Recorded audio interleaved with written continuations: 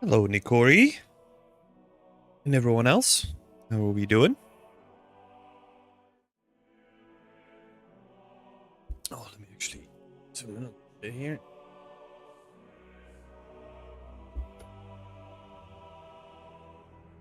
Afternoon, route on. How's it going? Me adjust my lights just a little bit.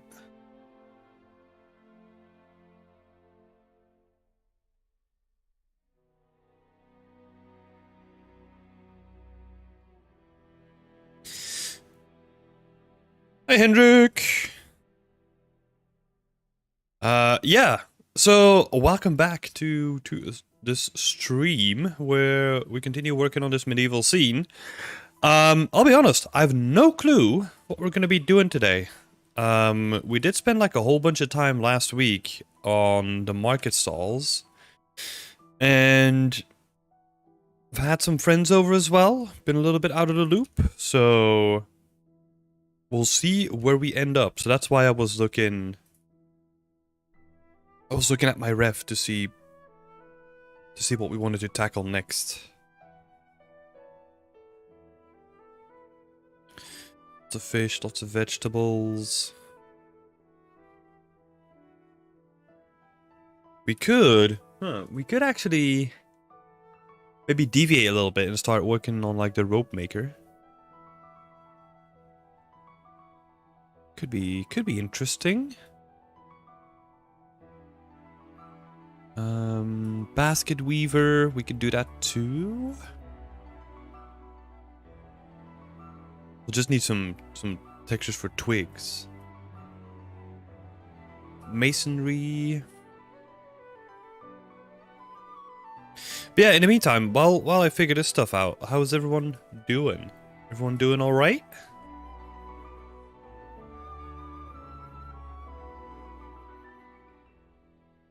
Just fences. I got crops here as well.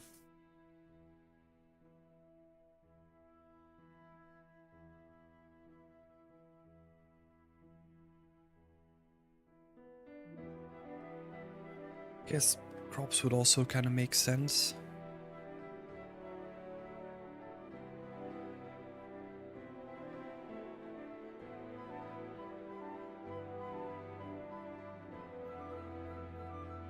Yeah, I'm not sure what we're gonna do. So, we're gonna start out with something simple. I'm just gonna start set dressing a little bit, and then we'll see where we go from there. Usually when you're in this mode where you're not really sure about figuring something out, just go for the lowest common denominator, you know? Try to get started, and we'll see. We do want to make this like a tanning space, right? So, what do we need?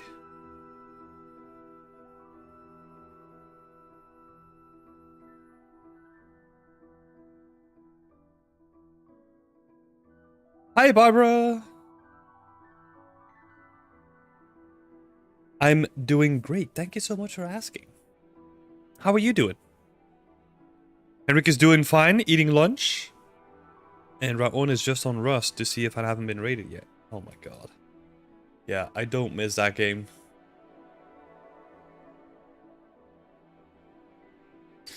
Don't miss that game at all. Let's have a look.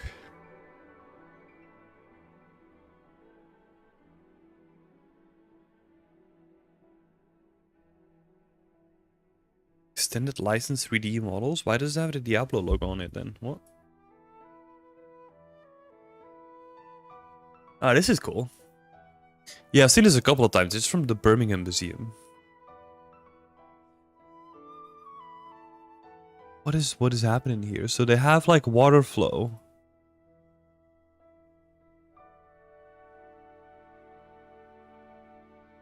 What? Oh, this is not gonna get me anywhere. You going to get Baldur's Gate? No. That's not a game that I'm interested in. Maybe after a while, you know, but I also don't really have the time for it right now. So, are you gonna get it?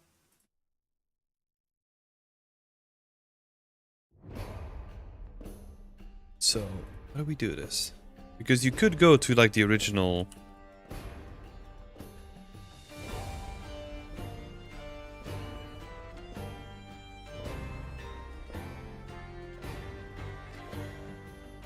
Birmingham City Center Museum, and then it comes up with like a bunch of stuff from Berlin. What the fuck?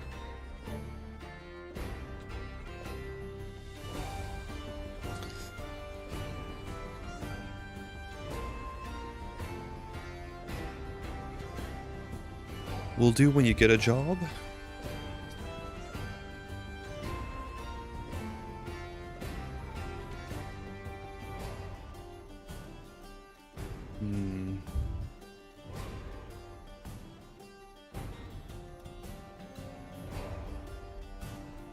Oh, so this, yeah. I'm watching over my French fries until they're done. Oh, okay, so they have like all these basins.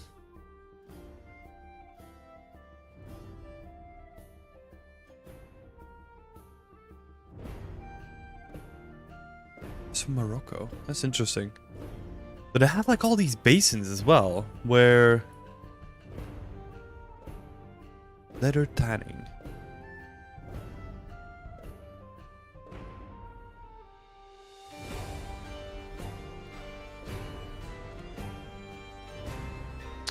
Hmm.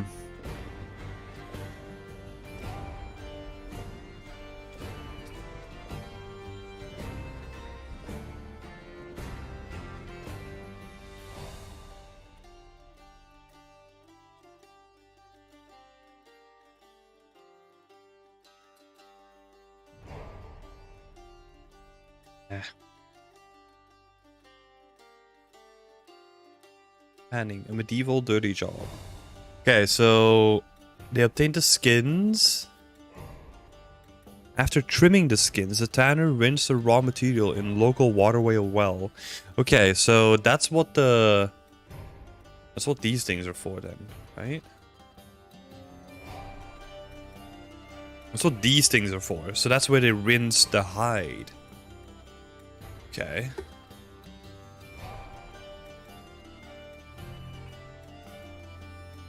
Oh my god, this is gonna get dirty. Then there was a matter of getting rid of the hair all the way down to the roots while maintaining the grain. So tanners would let the hair rot.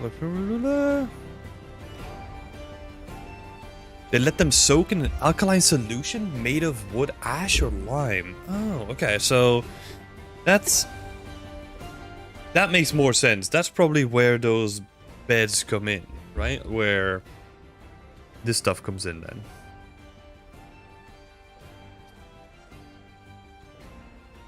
Hey Aladdin!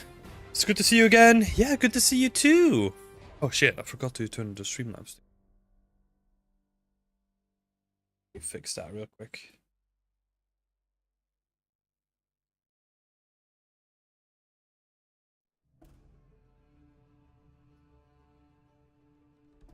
Doo-doo-doo.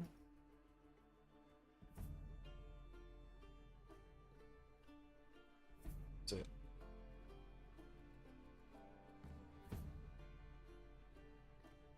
Cool.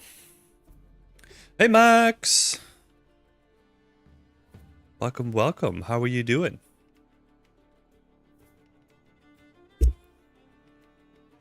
We're looking into tanning because I want to make like a little tanning area. The tanners would spread the hide over wooden beams and use special knives to scrape off the hair on one side and whatever flesh there was on the other. Next came the washing. The tanner could use a solution with pigment droppings or dog poo, which would remove lime and make the product softer and more flexible. This could take up to 3 months. Oh my god. The hides were then washed again with water. Feel sorry for those downstream? Yeah, exactly. That's what I'm thinking.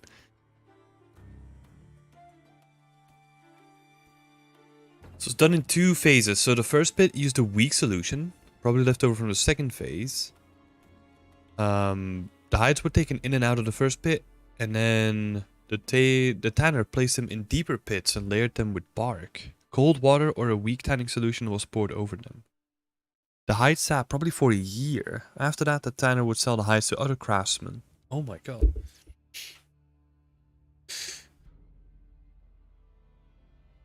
Will you survive in medieval times? Yeah, you have to, right? Like, I mean, if you live in that time, you don't really have the choice. But yeah, there's a whole bunch more that can kill you out there. I mean, let's be honest, right? I'm 30 now. Like, I would be like at the end of my days almost, right? Like, what was the average age? Like 35, 40 or something like that?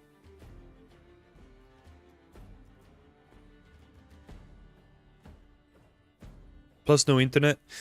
Yeah, I mean, if it was a thing where you're time traveling, right, and you're conscious about all the stuff you're losing, it would have been completely different than being born in medieval times and not having any idea about like technology at all, right?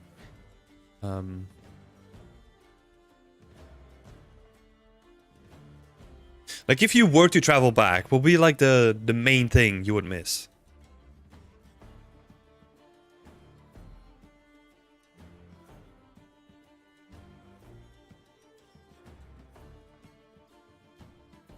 After that, the tanner would sell the hides to other craftsmen. Discussing as a process, tanners fulfilled an important function. They took the byproduct of the cattle slaughter and made it into a material medieval people depended on. Their shoes, saddles, helmets, armor.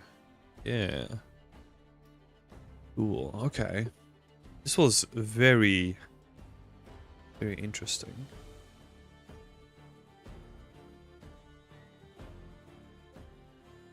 So I'm just gonna start dropping stuff in here.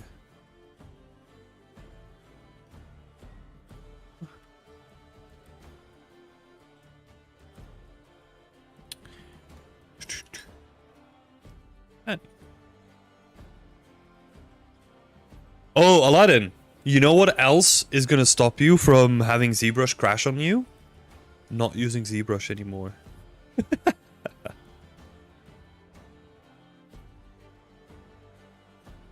It's been ages since I used ZBrush. Like it's probably been like 5 years, I think.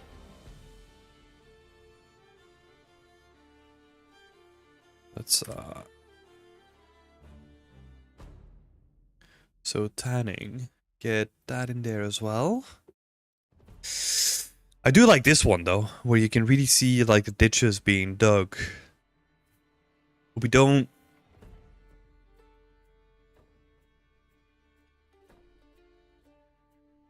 don't necessarily have like the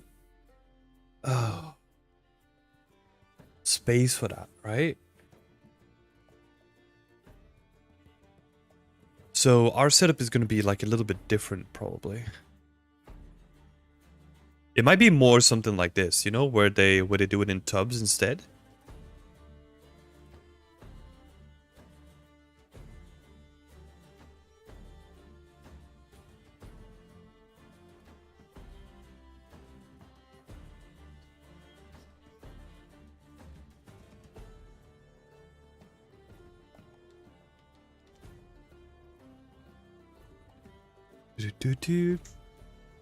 Also wouldn't have those ridiculous video shorts. Actually, take me back now, please.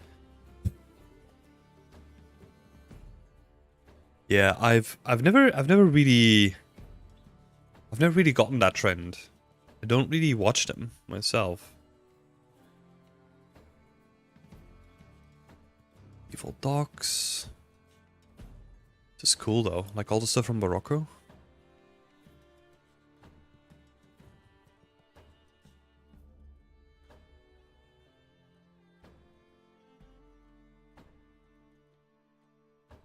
That is dirty though. That's dirty looking stuff. So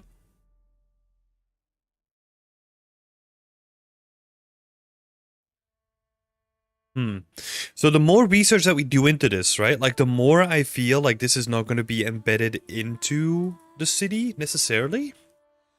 It might be something where they've dug like an irrigation channel or something like that, like over here maybe. Like, let's see. What am I thinking? No, where's my pen?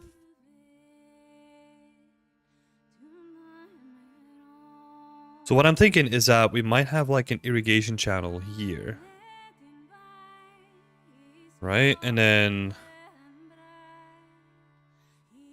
we have like a couple of ditches. Is there a church? No, I'm probably not going to build a church actually. Very early medieval stuff. So I wanna keep it more to before that time, like keep it to smaller hovels and like smaller towns, not necessarily cities, right?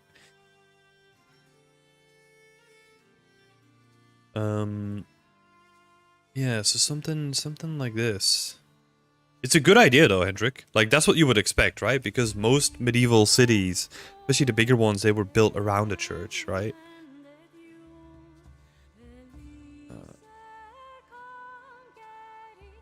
Yeah, so something like that, and maybe we have like tanning racks over here, right? I don't know. So not necessarily inside of the city, so that means that we can kind of get rid of this space.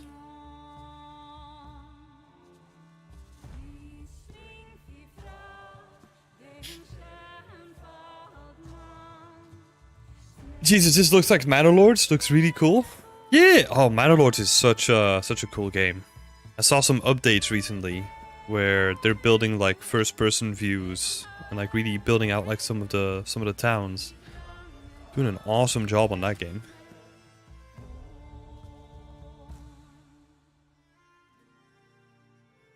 So let's just fill this up with little house instead.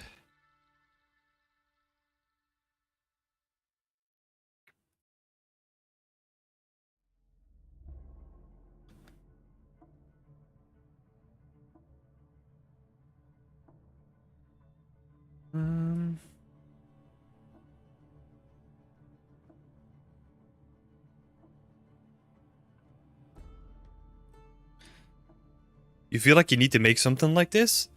Wouldn't advise it.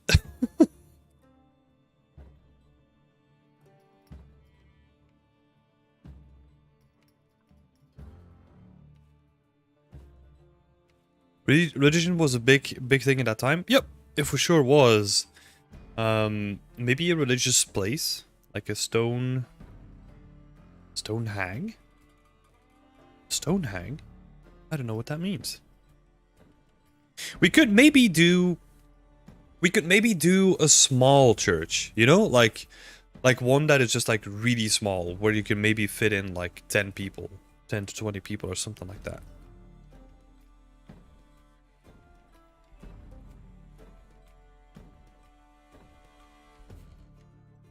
Oh, Stonehenge. That's not linked to religion, is it?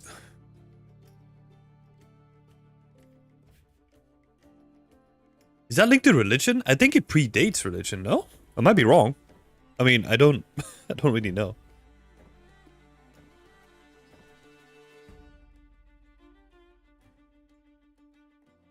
It's a calendar. It's to do with the stars? Yeah. So not necessarily linked to religion then. From what I can tell, right?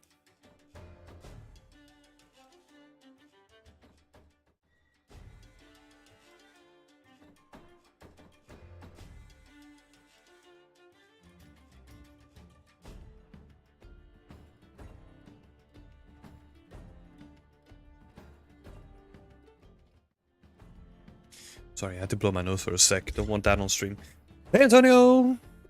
How's it going? So yeah, we're not gonna do tanning stuff then.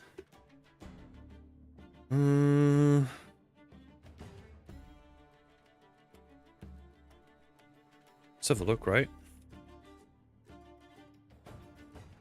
Stonehenge.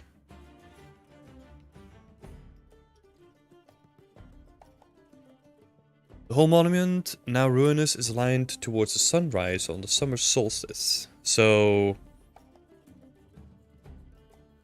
it's set within earthworks in the middle of the densest densest complex of Neolithic and Bronze Age monuments. So yeah, it's constructed before, like way before medieval times, right? Like 3000 BC to 2000 BC. So like predates all that stuff.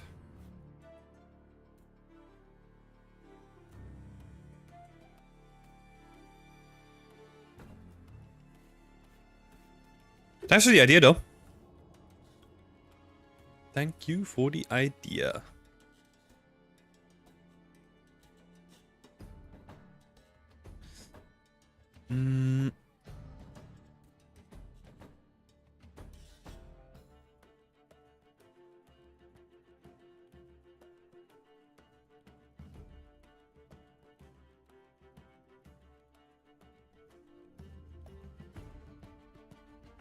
That's a little early. Yeah.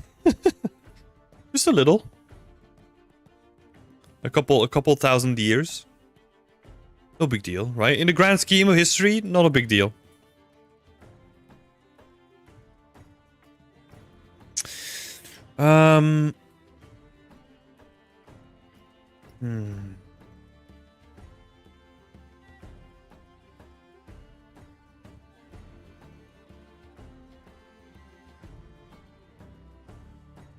Let's actually redo some of this stuff here. Now that we're working on it, because like this doesn't really feel that great.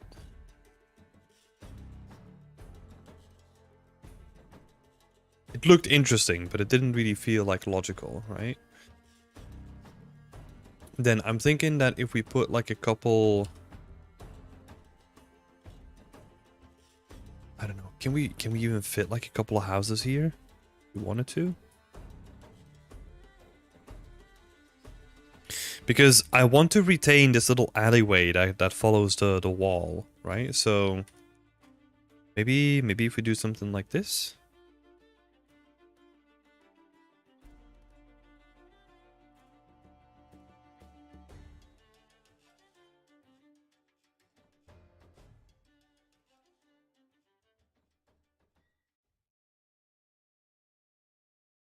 Not necessarily the best idea, but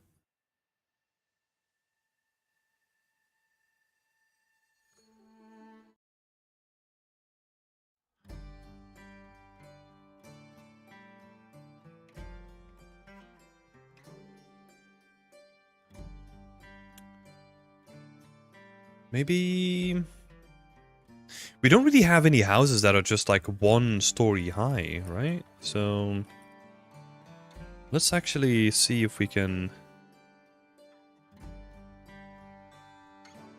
make one of those.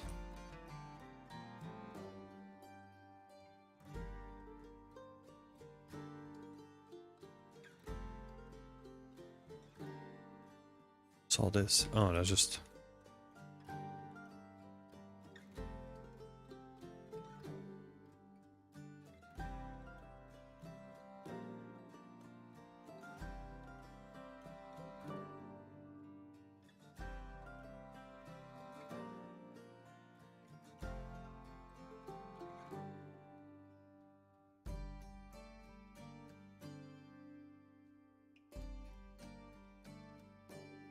It's quite a nice house, but...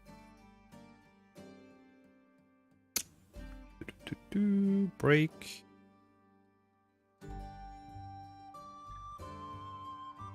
Right, and then we're just gonna remake this.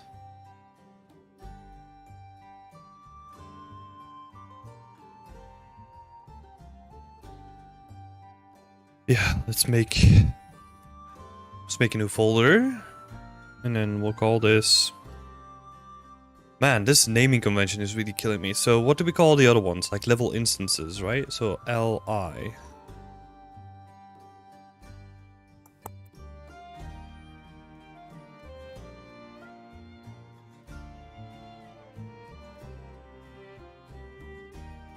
So how small? 1 floor?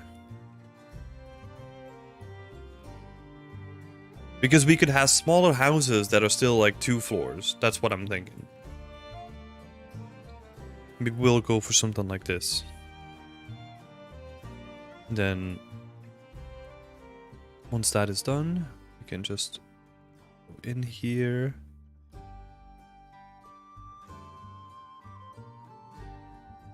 What are we gonna do though?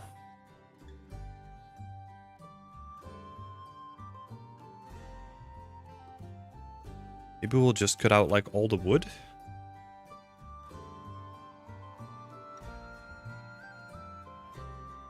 Hi people! How's it going? Good to see you here. We're just gonna go for like a very simple building. Oh, wait, hold on.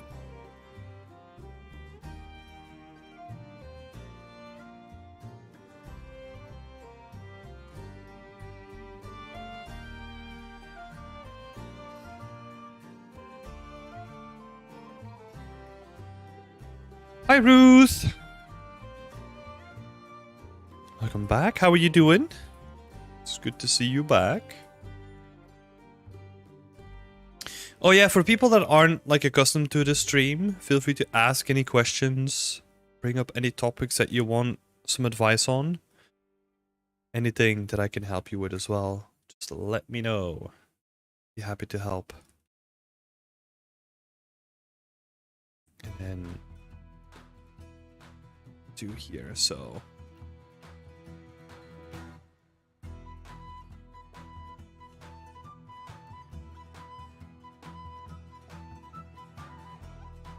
select all this.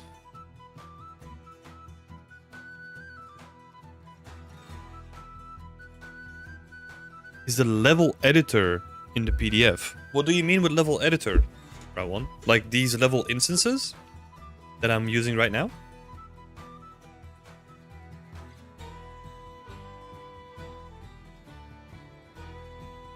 Yep, that's in there.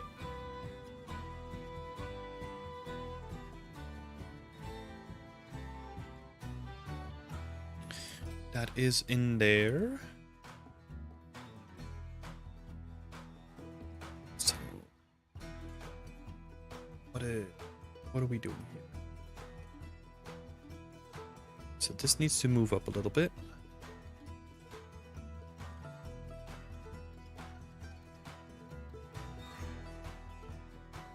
This definitely needs to move up a little bit.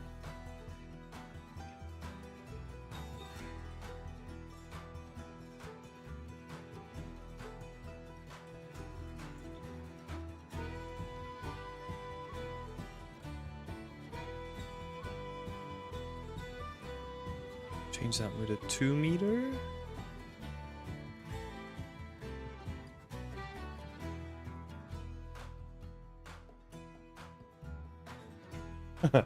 Are the stones using Parallax Hades, Tim?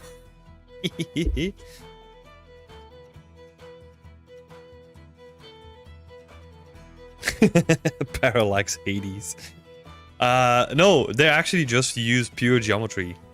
Oh, wait, the stones. Yes, they use parallax. So these walls, they use parallax. Apart from the pillars, they use geometry.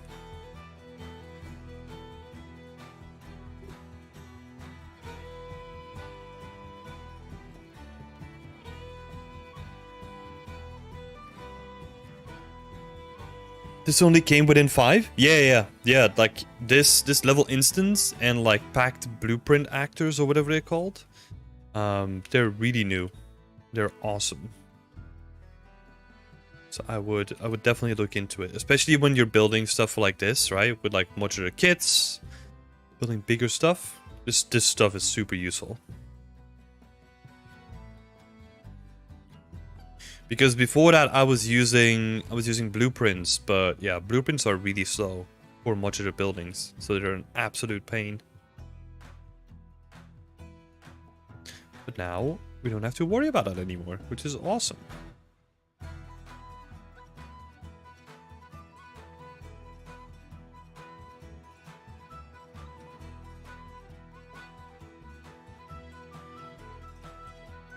So, that's a bit cramped, alright?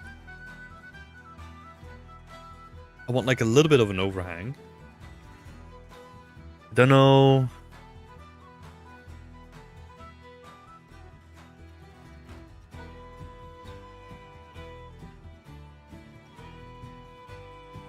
Is this workflow there on your daily tips PDF? The workflow for parallax occlusion mapping, or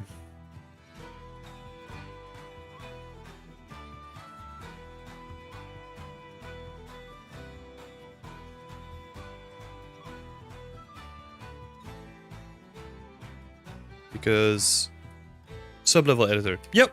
Yeah. That was exactly what Route 1 was asking just now as well. That's in there.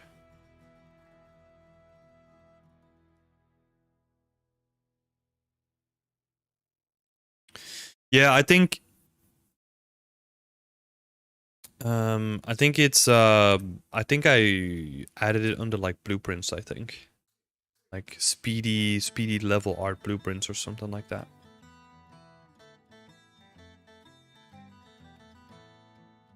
Oh, it's because I didn't move this one up. Yeah, of course. All right.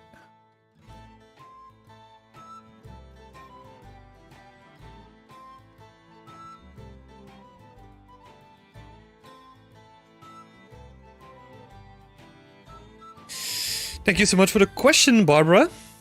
How do you texture your houses and other assets? Do you use one material for each part, like the roof, the walls, the windows? Yeah, so the roofs, like these roofs, they just use like a tileable texture, but I just kind of cut around.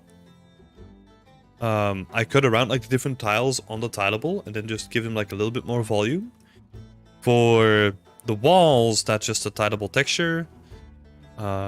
The plaster is also just a tileable texture that I can blend between multiple variations. And then all the stuff that is wood is just using a trim sheet. So yeah, it's a combination of like a couple of things. Hey Cairo! How's it going? Welcome back, buddy. I hope you're having a good day.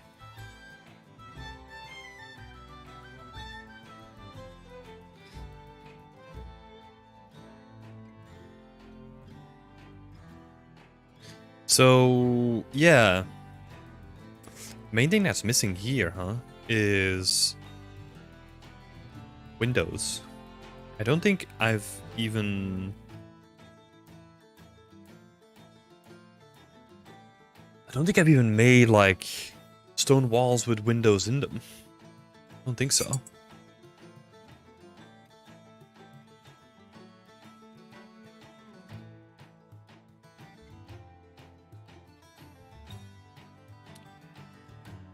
So basically 3 different UV maps.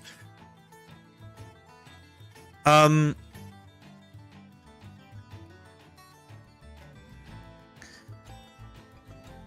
trying to think, right? Like how to explain it so that it makes sense, because I think you might be getting like a little bit confused. So you gotta look at it in a way, and this is actually perfect. So you gotta look at it in a way where I'm constructing like the house out of separate building pieces, right? So this is a wall. And that wall has its own UVs that are just mapped onto let's say, give you an example here, right? So this is just like all the strips are just mapped onto like my wood, right? And then the big chunks are like for the plaster walls. And they're just mapped onto a tileable, right? So the only thing that I'm trying to keep in mind with those is that they're the correct textile density. And that's all I care about. And then for... Let's see. We then hide all this stuff, select all this. And this is then all the wooden stuff, right? There's something wonky in my UV, but just ignore that. So... what this actually means is that I'm just mapping it onto different strips, right? So these are all just like sections that like tile vertically, right? So I can just map anything anywhere as long as it is tiled on that strip. So that's why you're seeing stuff like this, right? It doesn't matter where I'm putting them on this axis, because it's going to pick up, like it's going to be tiling endlessly anyway. And then, so these are like two separate materials, right? But they have the same UV. I'm not setting up like a separate UV for every material that I'm doing, right? So you can, oh my god, there's like a whole bunch in here, but like none of them are used. But yeah, basically, like they just have like two materials. So if we take that same wall, right? Which wall is this? 4 by 3.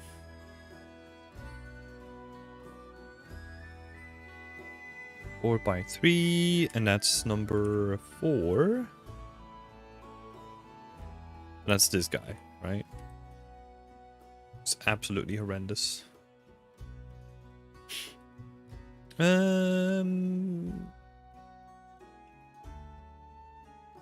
Let's do... Ignore all this, by the way. This has no relevancy to like the explanation that I was just doing. Yeah, this is how that wall then looks in game, right? Or like in the editor, and it has two separate material slots assigned to it, right? So one for the wood and then one for the plaster. And then the same happens on the roof as well, right? But it's just one material slot. So I have like a module like this, which just has like, oh no, it has two because no reason. I thought it had like the wooden backing attached to it, but yeah. So imagine if this only uses the one material, right? And that's just literally mapped onto like a tileable texture, which I'll show you. Let's have a look. Where are my roofs? Roofs, there they are.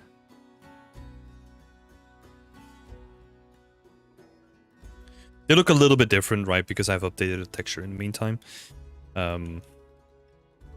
Yeah, these are just literally mapped onto a tileable.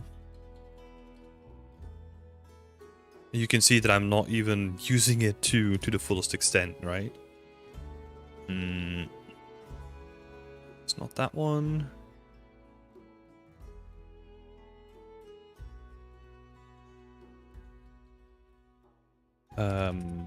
Roof tiles. It's not that one either.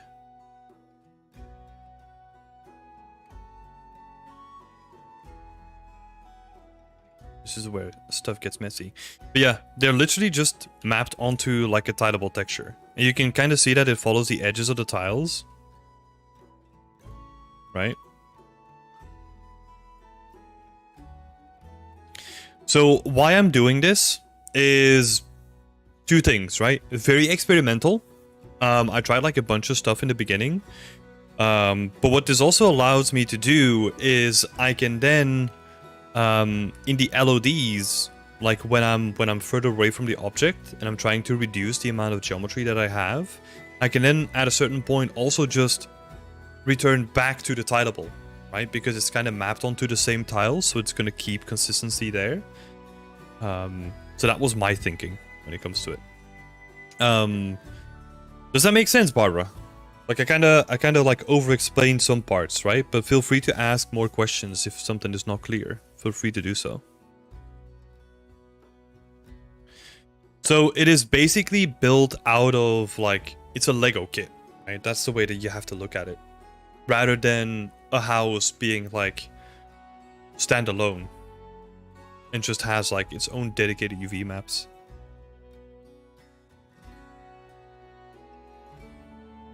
Yep, I understand now. Awesome. Thank you so much for the question, Barbara. And hi, Sarah. Hope you're doing well.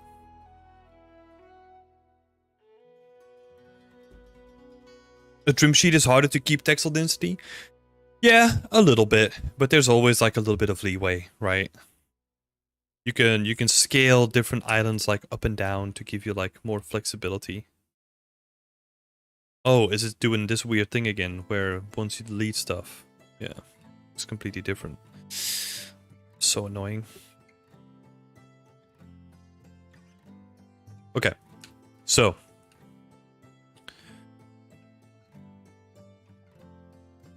What I wanted to do.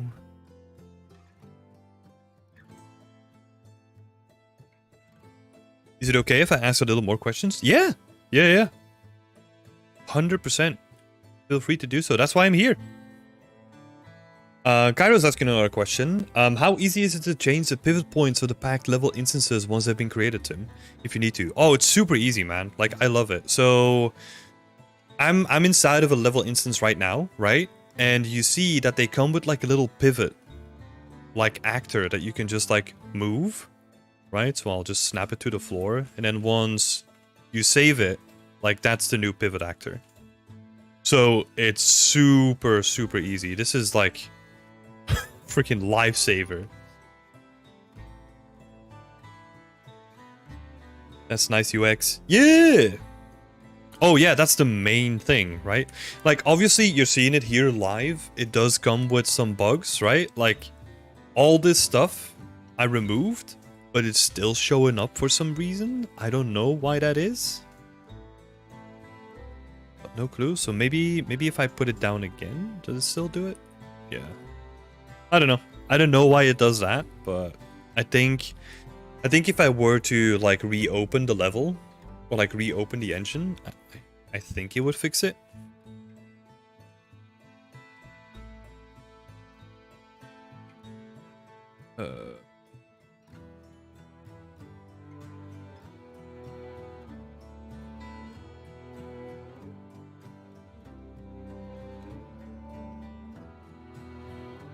Yeah, so they would have those in castle walls, right? I'm kind of curious.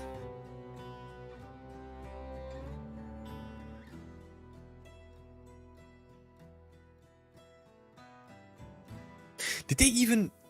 They didn't really do stone walls on normal buildings, right? So this stuff that I'm building now doesn't really make that much sense. Unless if it is something like this, where... Might have to change that, actually.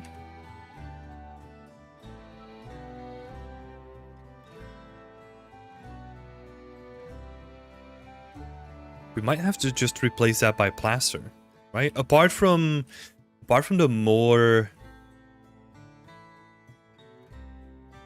Because this is supposed to be like the manor, right? Like the Lord's Manor or whatever we're calling it. So that makes sense that it's built with stone rather than with the more expensive materials, right? So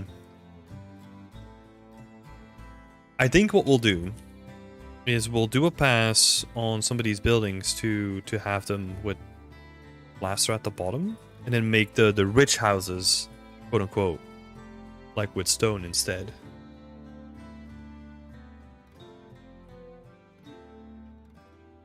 In the early days, I believe they were stone houses for the rich, and even they had mostly just one stone floor. Yeah.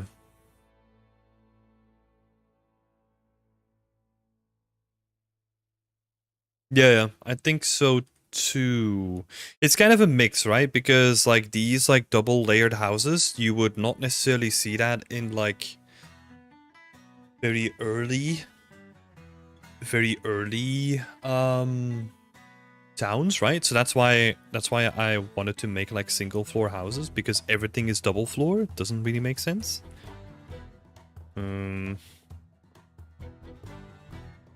Yeah. Have a look. No, it makes sense. Makes sense, Henrik.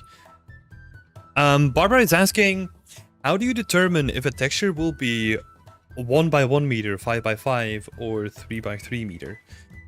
Do you mean the texture size, right? Like if something's gonna be like 1K, 2K, or 4K? Is that what you're wondering about?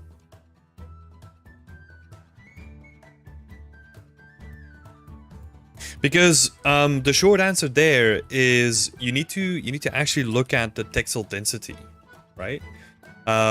So I'm gonna share like a little guide that we wrote on this exact thing. I'm gonna share that in the chat as well.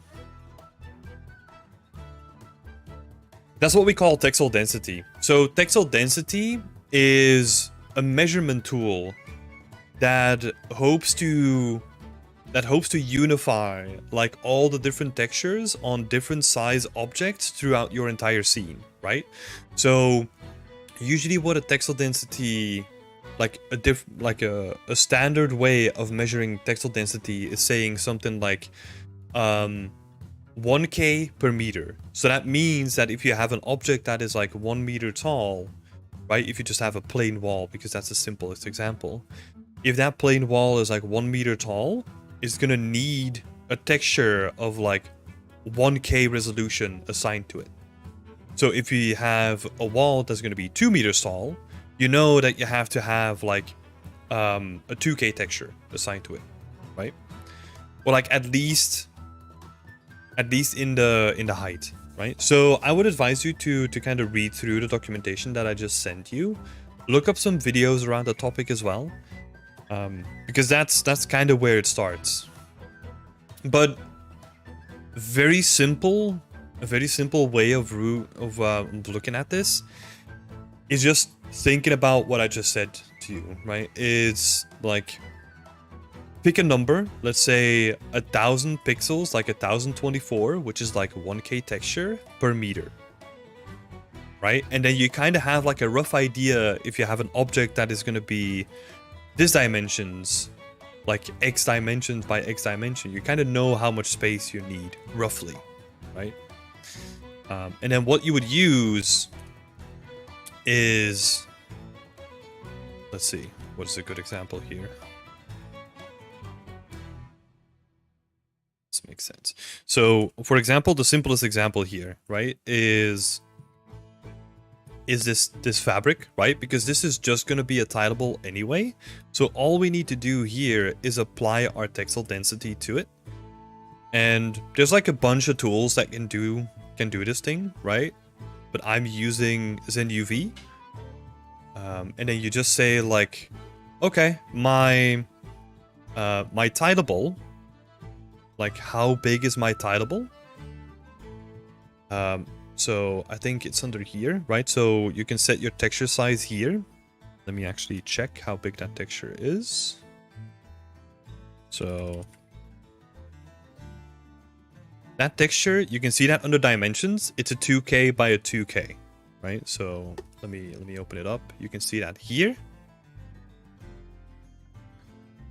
It has like all these dimensions. So what I'll do is I'll input that into Blender. I'll say like, cool, this is a 2K. Nice. And my texel density is like 1K.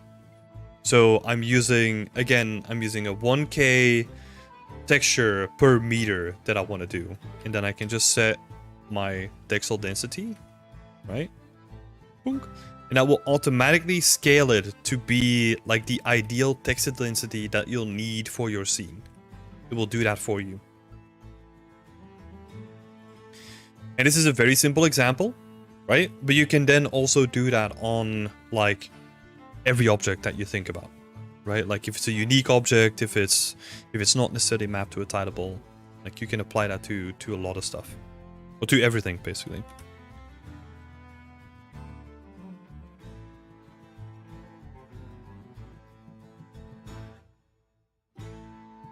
Henrik is also struggling to get even detail. Yeah, definitely look into texel density then, because that is literally the measurement to get like equal detail across objects.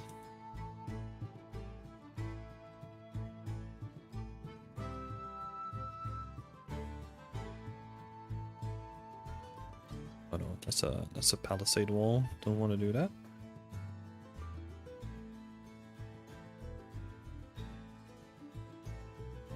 But yeah, feel free to ask any questions. As I was saying before.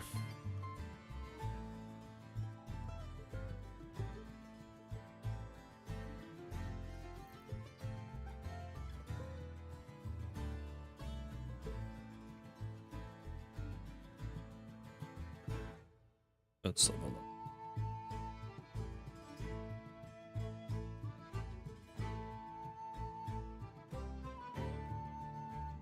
Do I even have?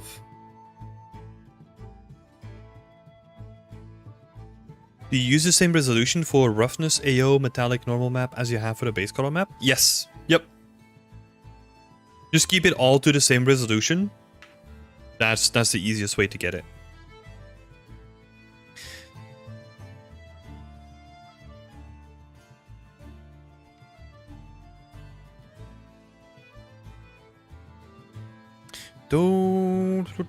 I don't think I have a smaller wooden.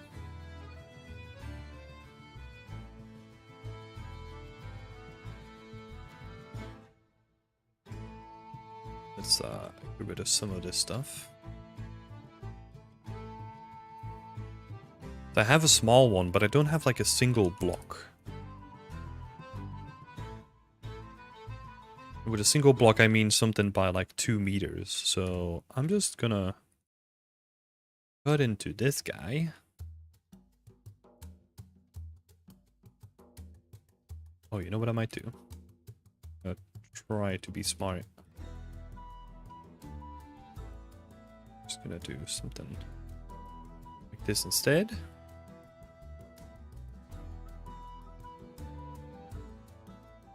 We might have a little bit of like an overhang here.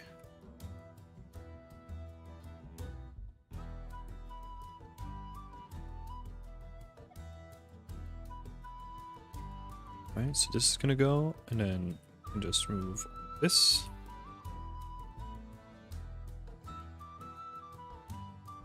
Nice, and that's 4 meter by 2, so this is like a 2 by 2.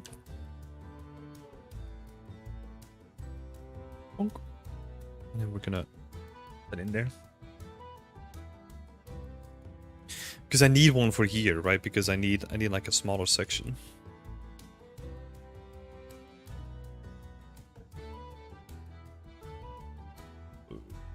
Only static meshes, please.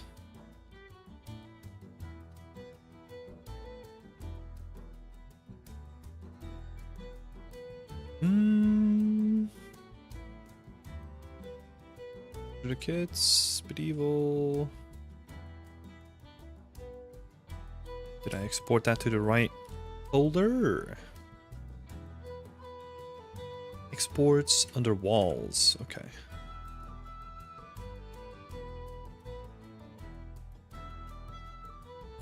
Come on. There we go. Walls. There we go.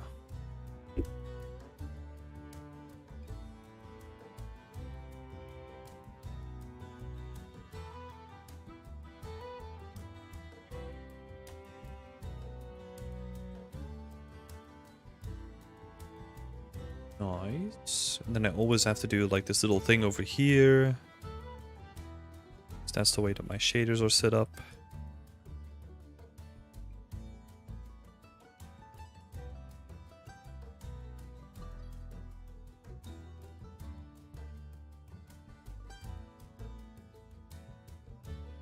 Did I add that one in wrong? Oh yeah, because the plugs are on the other side.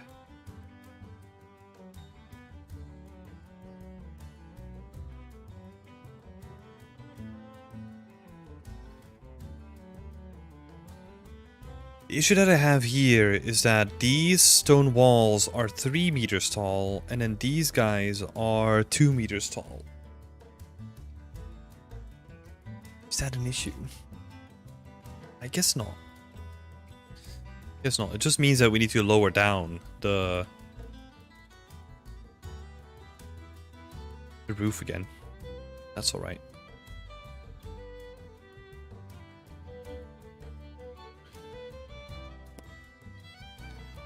Let's put this forward a little bit.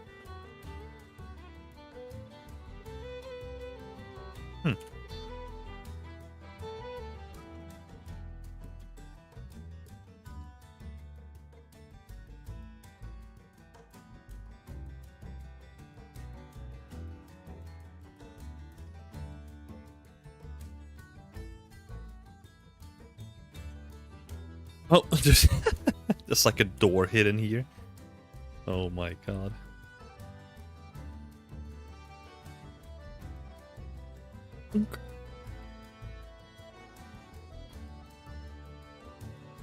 There's so many little things that need to come together in an environment, right? Because I feel I feel like these stone walls have been bothering me on the houses for ages, but I just didn't know it. But this feels like way more rustic. And maybe if we then add like a thatch roof onto this, right? This makes way more sense. Add more variation into it as well.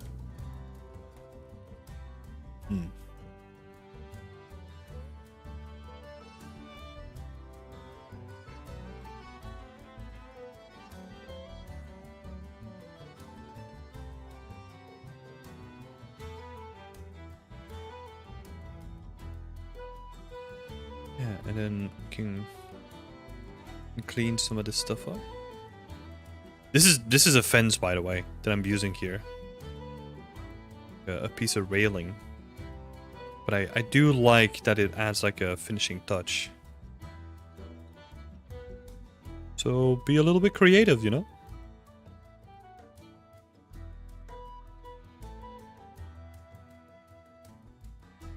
It is sometimes better to use a lower resolution for those. For example, when you need to optimize the game and you don't need it for portfolio only. No, not really. Usually you want to keep them consistent. If you wanna optimize for a game, what you will be doing is you will lower like all the texture resolution. Right? That's the way that you would do it. Or you would use like it depends on how strict you are with like your resources, right? For example, there are games that are made with like just a single set of textures, right? And they reuse the textures and they blend them together in such a way that they don't look the same. So that's also an option. They MIP anyway. Yeah, that's true. That's true. So what Cairo is bringing up is a technique called MIP mapping. So it's kind of the same as your level of details, but for textures. So the further you are away, it's going to automatically reduce the size of the textures over distance as well. So that's also happening automatically too, which is going to save you resources as well.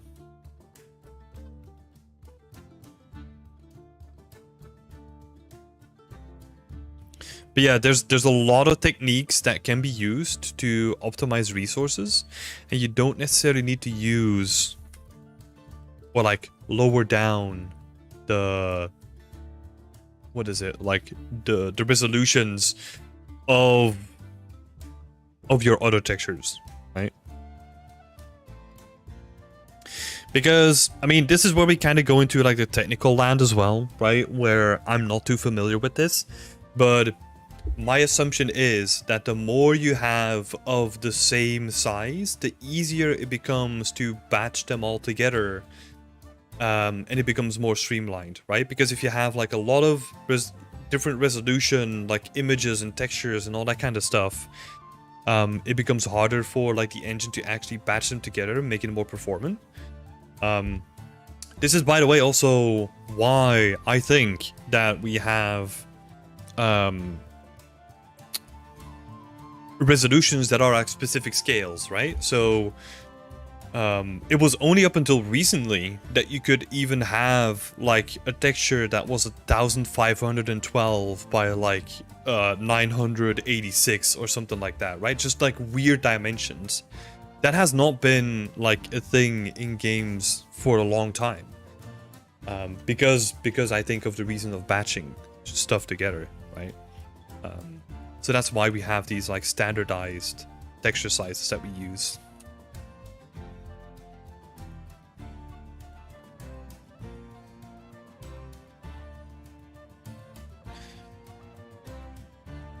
Reminds me, I need to finish these roofs because they are not done. Thanks, Tim. I wasn't even going to try to type that out. All good? Thanks for bringing it up. I forgot about MIP mapping for a sec.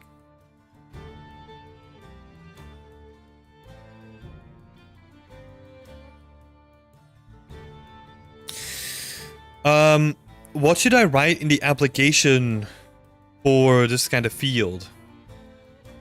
the thing that's closest to it. It kind of depends what options are available. I don't know.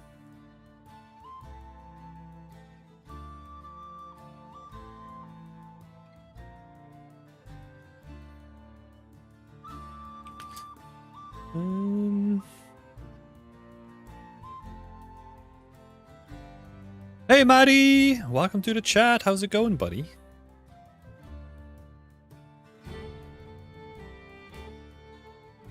What did I call my waddle?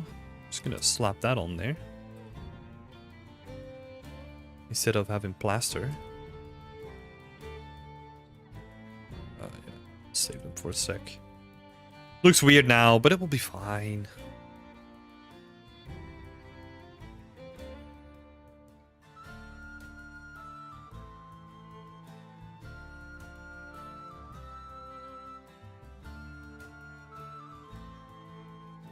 I am gonna use this beam though.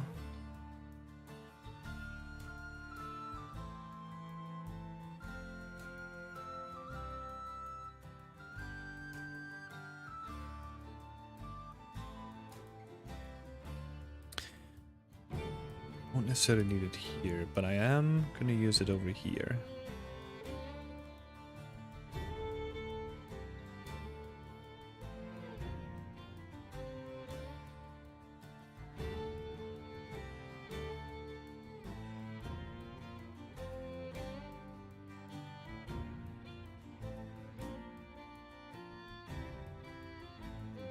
Not game related, but I got an artist for a 3D sculpting role for making 3D prints. Oh, that's awesome, Maddie. Congratulations.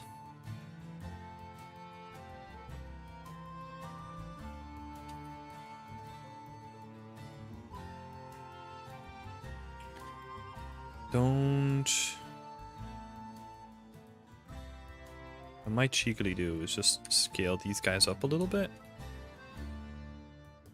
I assume the sides.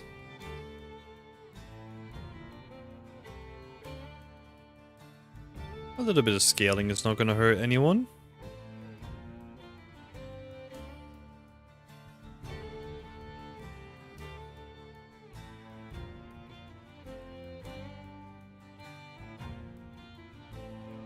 Well, as long as the engine allows for it. Because some engines don't.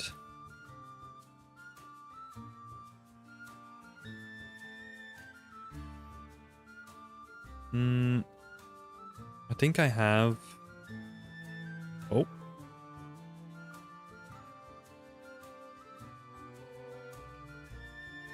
Did we just go up?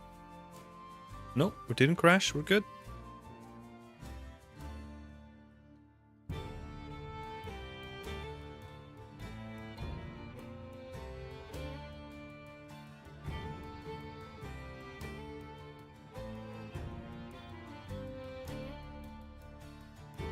Just gonna put in some windows.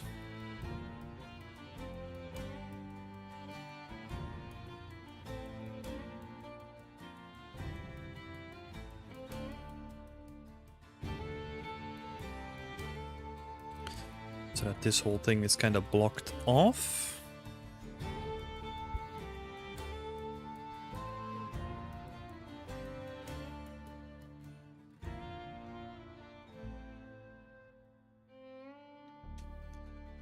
Hey Tim, great news! On our station, the team challenge stylized environment is trending on the front page. Oh shit! Let's have a look.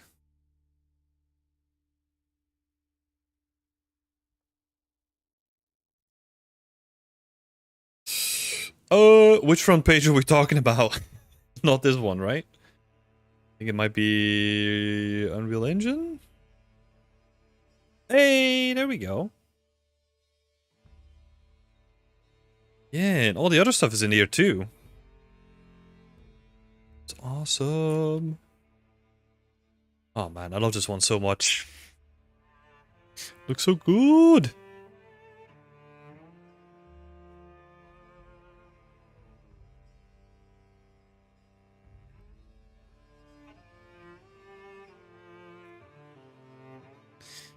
Yes.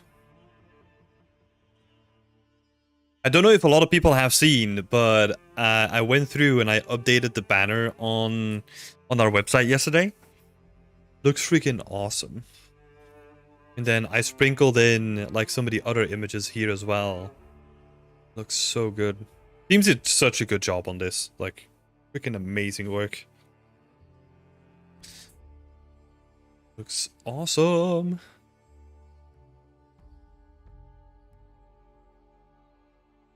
Nice work.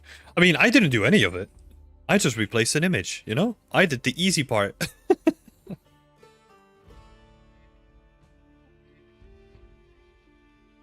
Oh yeah, Andrea's work is in here too. So good.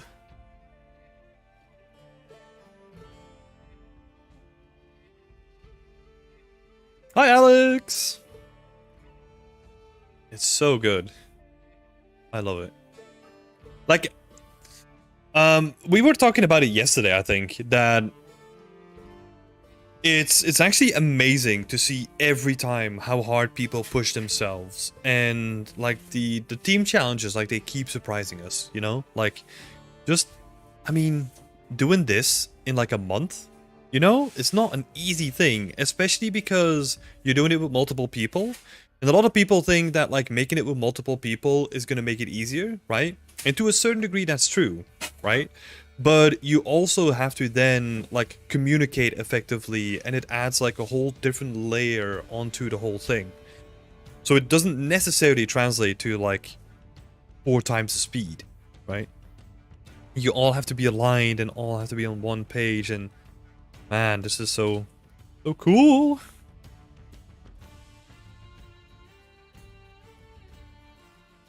Sheila's working here as well, doing an awesome job on the foliage. I love these little palm guys, so good.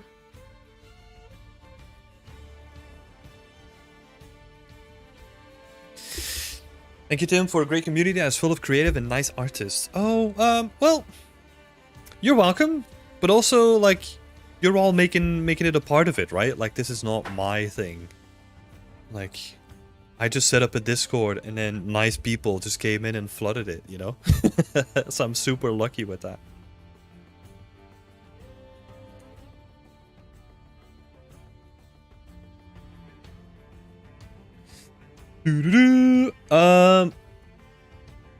Let's have a look in the chat here as well, right?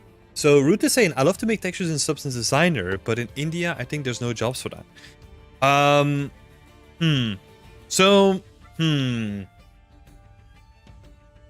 I agree with what Cairo was saying as well, right? So lots of material jobs going. Remote work is an option too. So I 100% agree with that. I think in general, right? Like in games, if you're good enough and if you show that, hey, look, this is my specialty, this is what I love to do, like screw the rest of it, right? And your work is looking really good, you're gonna find a job. Well, and you apply, obviously, and you start looking around and you spread yourself over the internet and you do marketing. Like, there's a lot of factors, right? It's not just about like doing the work and then waiting on stuff to come your way. Like, you have to put yourself out there and like share your work online, of course. But yeah, a material job is definitely a thing, right? So don't let that stop you from chasing that dream if that's what you want to do. At least that's my opinion on it, right?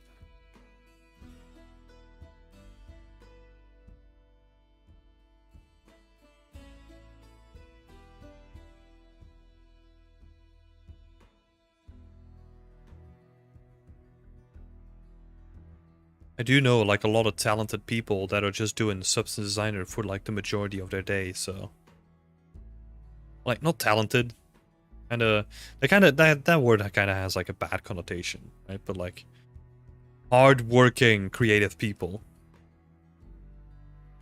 that are doing an awesome job in material art.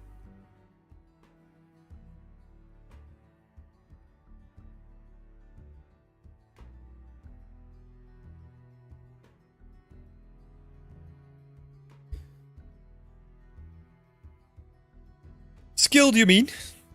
Yeah, That's also a good way of saying it. Because talented also has this connotation of like, yeah, they didn't really have to work hard, you know? But all the people that I know, they work freaking hard, you know? Especially the people that I'm talking about now.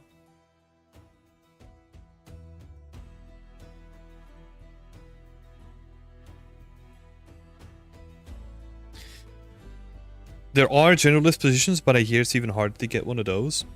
Yeah, I gotta say, I haven't really worked with any generalists ever. They do exist, right? And like, look, like, it's never black and white, right? Like, that was the recent conversation on Twitter as well. Like, it's never black and white.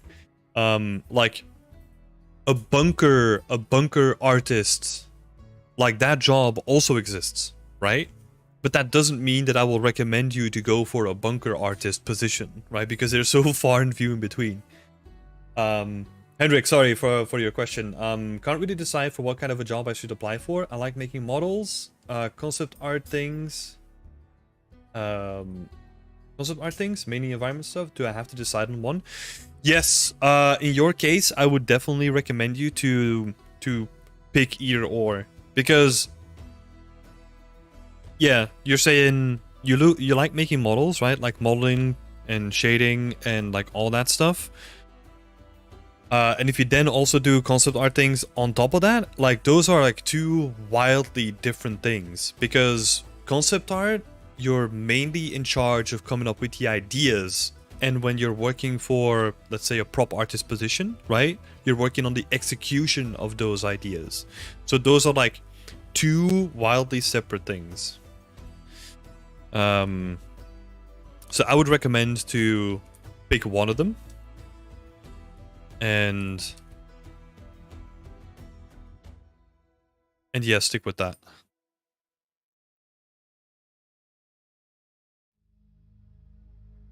Meta is hiring generalists right now for their VR stuff. Yeah, but that's like a different caliber, I would say, right? Like that is like really, really generic work. Like that's not, in my opinion, that's not even like game related necessarily, right? I'm talking about like the workflows used and all that stuff, right? Like if it is in any way, shape, or form related to like the metaverse or whatever the thing is that they're setting up, right? Like I think you can be a generalist on that project because yeah, the workflows are not that in depth, right? Make 3D concept arts. Yeah, that's I mean, if you're doing concept art, like a lot of that is going to be 3D now, I think. But yeah, I would still not advise you to, because there's still that separation, right? Even if you're making 3D concept arts, it's more about like the idea and like quick iteration and coming up with like hundreds of variations or like tens to hundreds of variations rather than getting a concept art and like executing it well. Like it's a different kind of job entirely. You can actually see if I refresh this level, right? That solves some of the issues.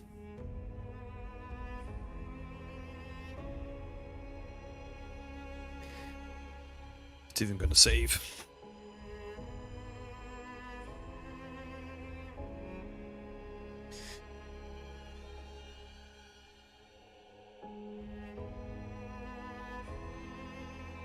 Oh man, really can't decide on what's better. Pick one. And then if you don't like it, pivot to the other. Right? That's the way that I would kind of do it, because you don't want to be stuck in like, oh, where do I go? Like that analysis paralysis, right? Like if you, I would just pick one. It doesn't even matter which one, right? And chase that for however long it needs for you to get like a better understanding of the whole topic, right? Oh, it didn't fix it. Does like an engine reboot help? Let's have a look.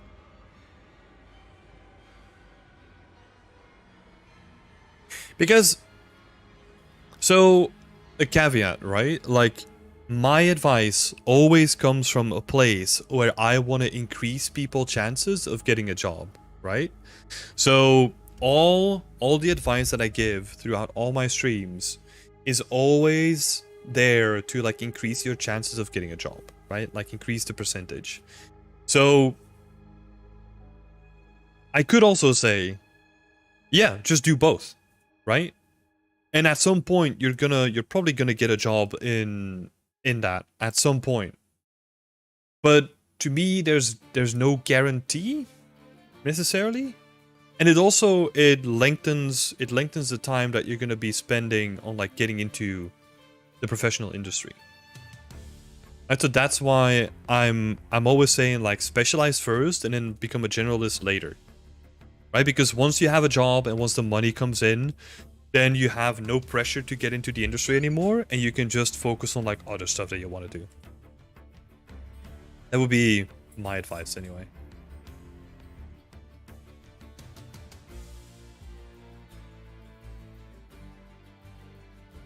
Barbara was also asking a question. Sorry for skipping that, Barbara. Do you think that the power of 2 rectangular textures are okay to use? Or is it better to use square textures? Use square wherever you can, but it's totally fine to use rectangular textures as well. Because they're still the power of 2, right? So they're totally fine to use. Oh, this thing is not... Oh. They just came back. Okay. Interesting. Interesting.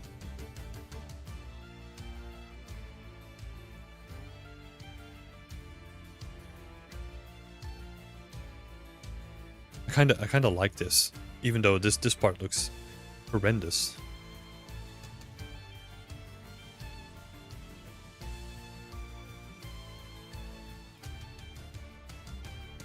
Okay, is that everything? Did it fix itself now?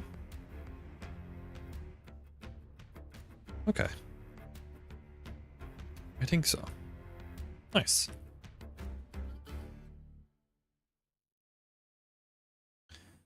So, what if...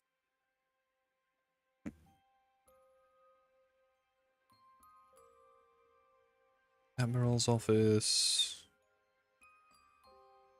That one's quite nice. I think what we might do is replace some of these guys with lower buildings as well. We'll see.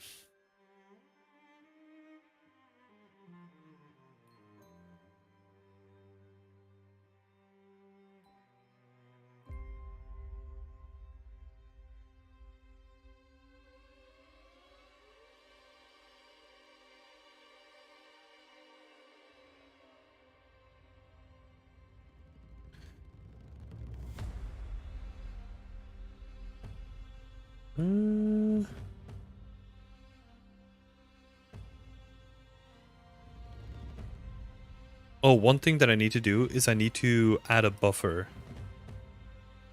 to like the bottom of it so that we can raise these guys up without having like a gap here.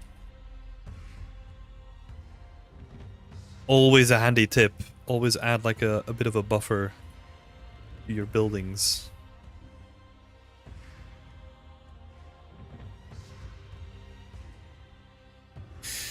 I was into character art the first 3 years, but at least from a standpoint of networking, it wasn't as welcoming as environments seem to be. Huh. Okay. Interesting. Like, just... yeah, it can be down to, like, specific people sometimes, right?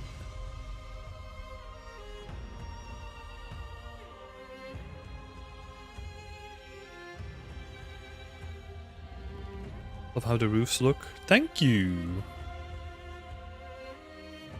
Yeah, I need to replace this one with, like, thatched roofing, but... yeah.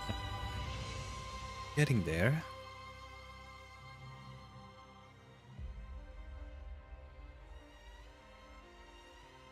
So what we'll do is we're gonna own this. Nope.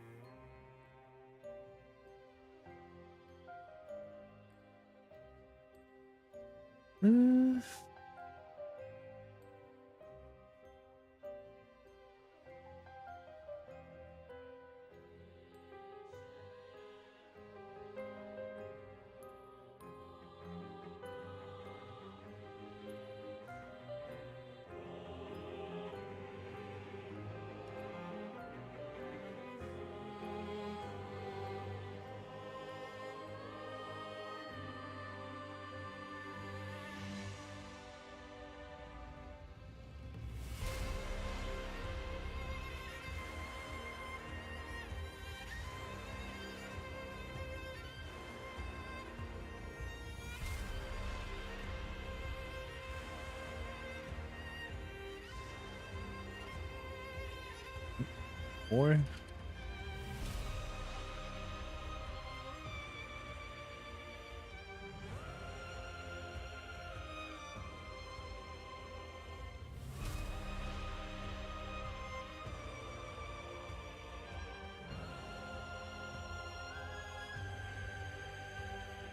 not like a cool kids club. Maybe I didn't make the right connections. It seemed more difficult to find guidance and people willing to take the time to give feedback. Yeah, that like really depends on like the people that you're surrounded with, right? Because I did feel the same to a certain degree with some of the people that I went with school to school with. Yeah, I think that's just like a generic trait, right? Like in my opinion, it was also like everyone was just like always so stressed about getting their stuff done so that they didn't really want to take or like waste time giving other people feedback, right?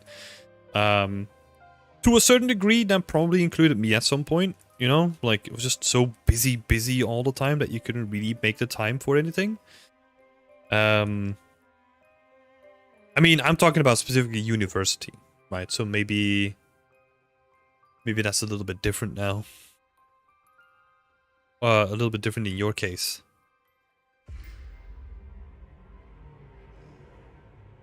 Yeah. You're gonna find people with like egos and all that stuff anywhere, right? Unfortunately.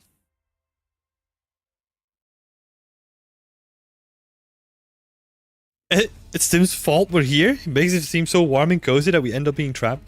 Yes, this is my plan.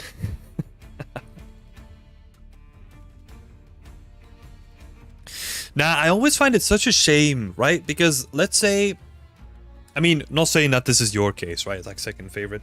But let's say there are people that I've talked to that are like really, what's the right word? That got really turned off by like a certain thing just because they met the wrong people, even though they were getting to a point where they were getting pretty good at the thing that they wanted to do, right? So I never want to be in that position where I become that person that's doing that to someone else.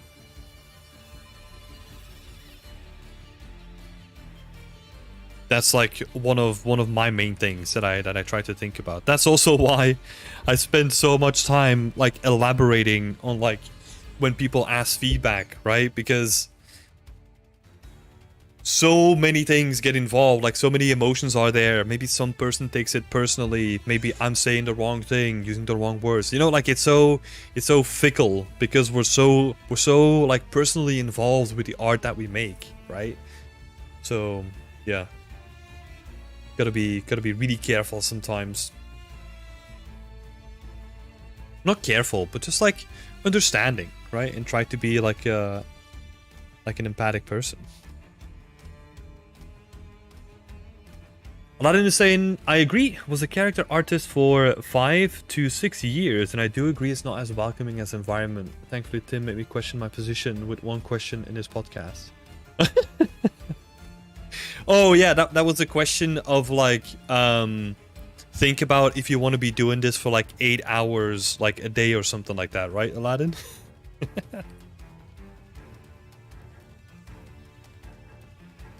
Let's go back. Let's see. Where's that building here? Yeah, nice. So now we have like a foundation and we have like a bit more leeway with how we use this building, which is nice. The only unfortunate thing is that we have the door here. It's kind of annoying. I guess it would have to be like even higher up if we wanted to do something like this. And then we would have to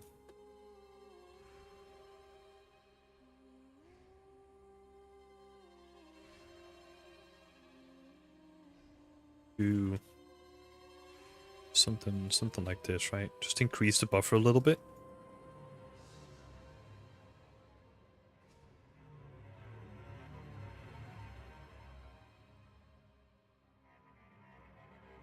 It was that question. I will never forget that day.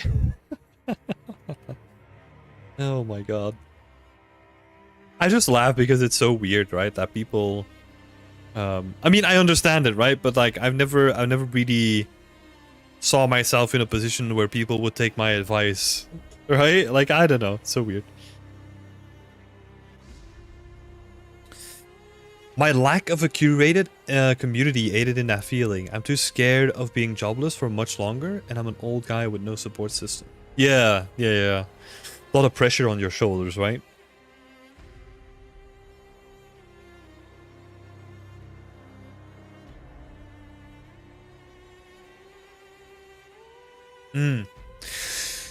Yeah, I did do characters for a little bit in university, right? So I did do a couple of characters, and it was never really my thing. I don't think the people that at that point were already interested in characters.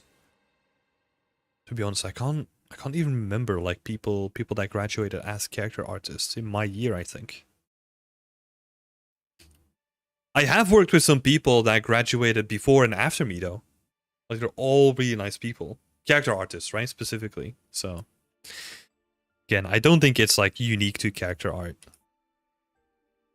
Just sucks that it happens, right? That you have people that kind of, yeah, I don't know, a little bit too egotistical at certain stages, right?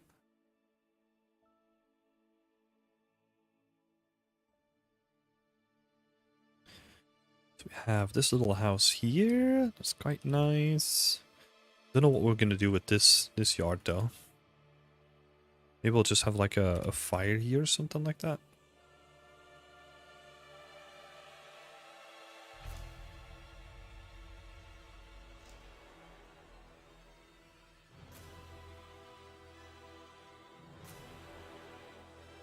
Oh, we're back into the epic music again. Oh!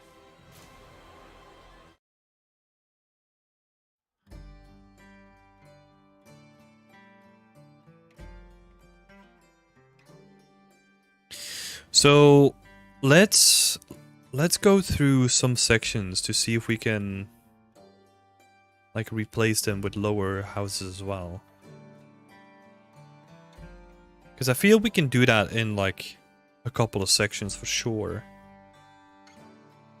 For example, this house maybe, even though it has like the little gate entrance. Be that one too. Just gonna move this blueprint a little bit because I need to work on that anyway.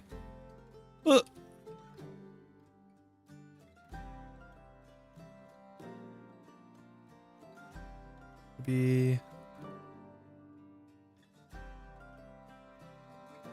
best part of the process, getting all the kit done and now just playing with it all. Yeah.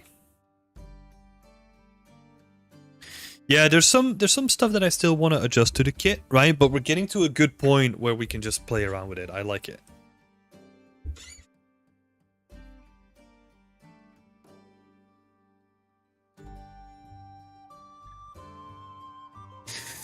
I figured out I like procedural stuff, Houdini, PCG, Substance Designer, and the way that it can all be used together. I just have to learn how to show that off now.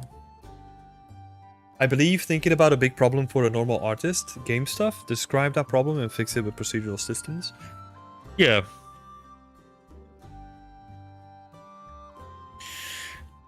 It's also interesting, right? Because those jobs are also very specific but they can be highly sought after too. You have a person that's like just really into procedural generation. And the reason why I say so is just I think about like the people that I worked with, right? Like usually they're environment artists, but they have like an interest in procedural stuff, so they have occasions where they can do procedural things. But I only know of like a handful of people. I only know about a handful of people who make it their full-time job, right? It would be something like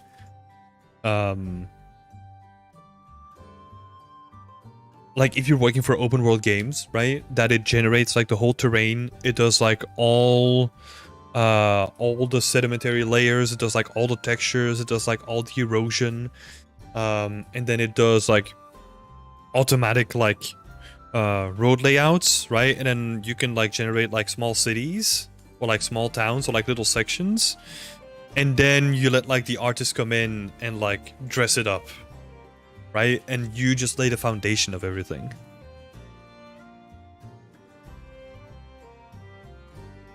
It needs to be, in my opinion, it needs to be so core and fundamental to like how the game is fundamentally made, right? So, for example, an open world game, you're gonna have procedural stuff in there because you can't do that otherwise.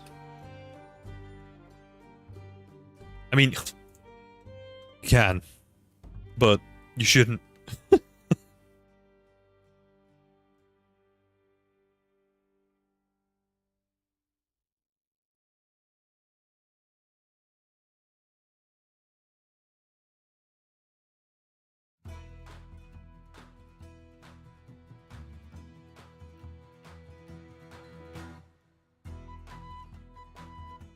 Yeah, it's weird. I'm absolutely an artist first. I just want to show the ability.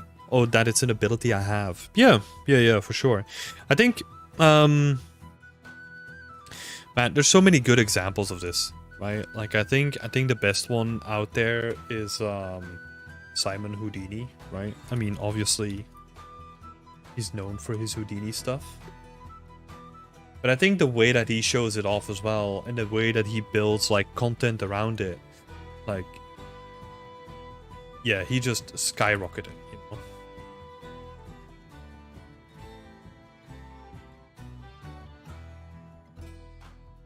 So, like, yeah, this person.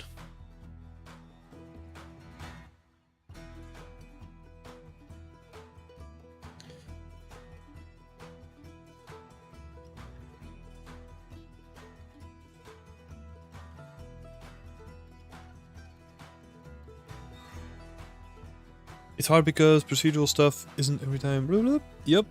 And that's why I learned Python. So I saw a tech talk from Ghost Recon Wildlands where they had an artist spline tool in Unreal Engine. Oh, yeah, but that engine, like, that is full of, like, procedural stuff. Like, the Ghost Recon Wildlands one, like, the procedural stuff that they do in that engine is freaking awesome. That's crazy.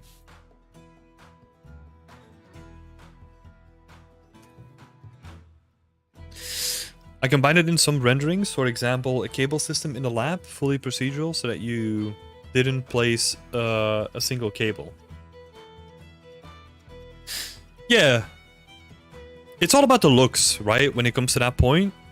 Because I think making a procedural system isn't necessarily that hard, but making one that looks good is tricky.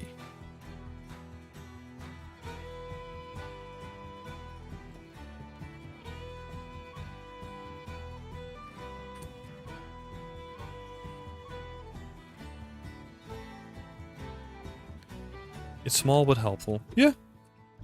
It's also something that you build up over time too, right? Now you start with small tools, then you discover like, oh, I can use like a tool for this and a tool for that. And as you build stuff, you're just gonna figure out like ways how you can incorporate tools, right? Like for example, the stuff that I'm doing as well, it's less technical. It doesn't use Houdini and all that fancy stuff, but I'm still doing like a bunch of technical stuff to generate like the rooftops, and I do blueprint stuff as well, right? So Yeah, just like on a need, on a case by case basis, right?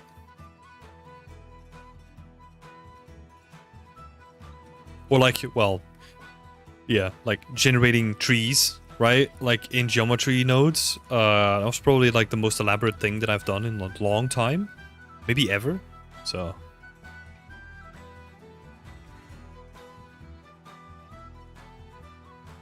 Let's go this. So I'm looking for opportunities where we can add like smaller buildings, right? Because some of this stuff is just a bit too big. I think the reason why I'm saying this is because I kind of want to have a gradient of like smaller houses building up to like the core, the city center, right? So I'm thinking to cut out like some of these bigger buildings on the rim and then replace them with like smaller buildings. Oh, what is that guy doing here?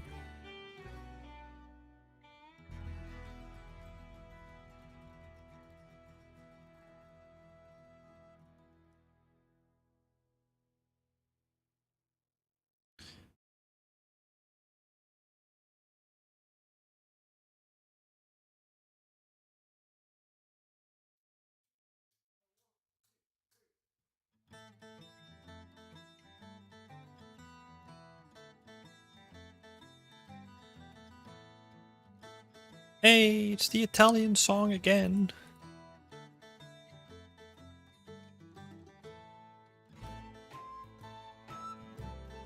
Right, so.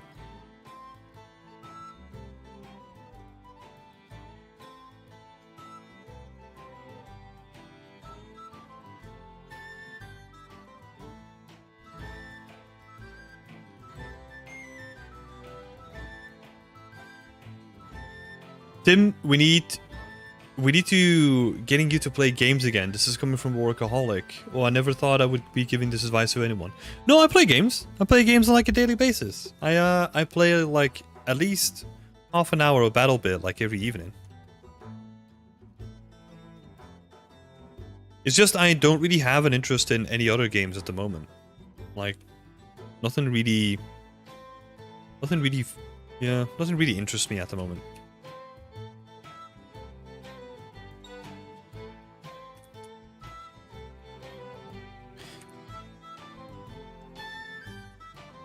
Artesian Caramel is also an interesting channel on geometry nodes in Blender. Ooh, okay.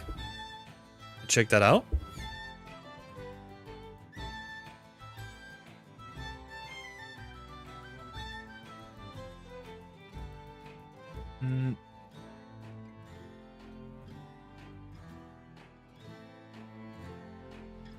To be honest, what I'm probably gonna do, we're gonna go out for like a long walk, like after this.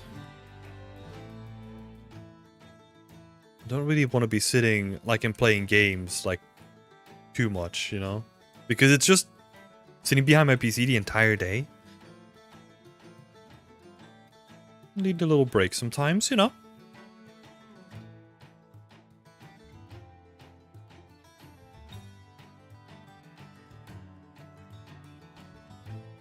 I looked into Baldur's Gate 3 specifically to see how they modeled the variety of genitals. Okay. Yeah, okay. Interesting.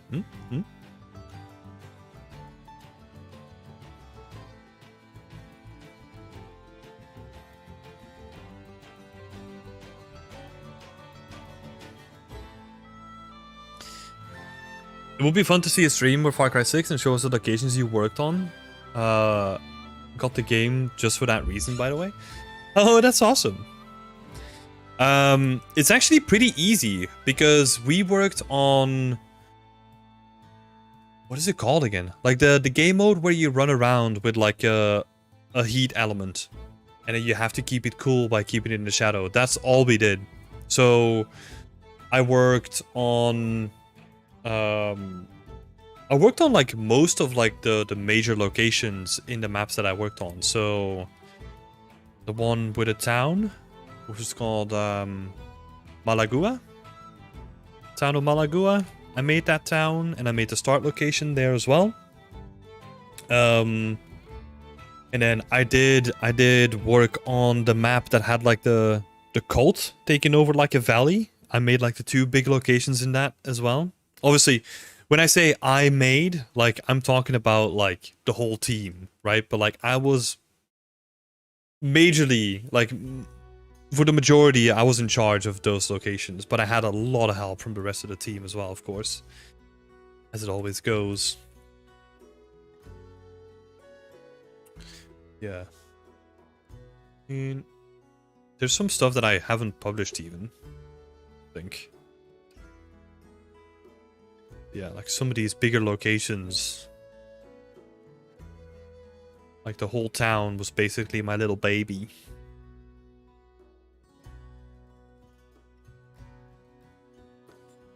It's chaotic but fun to work on this. And then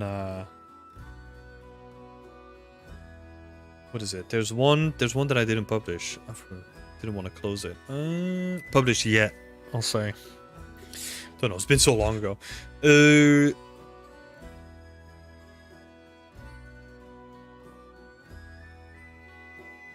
this one. So like the entrance to like a national park that has been taken over by like a cult. I was in charge of like the... But like I was doing most of the stuff here, like on the entrance location, and then also on like the giant cave location at the back of it too. So yeah, doing all this stuff. Like this was a nightmare. This cave. Oh my god. But it came out freaking awesome in the end though. Like I'm really happy with the results here.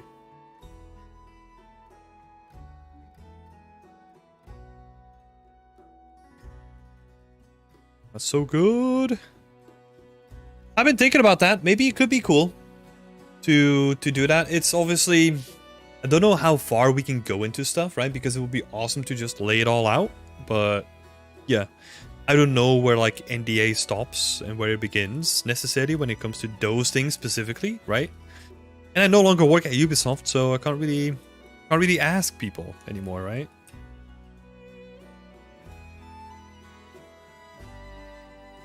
Hey Andrea, welcome back. How are you doing? It's good to see you back.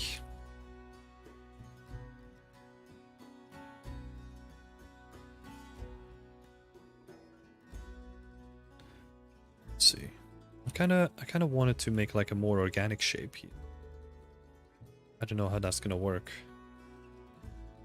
Or like a more interesting shape.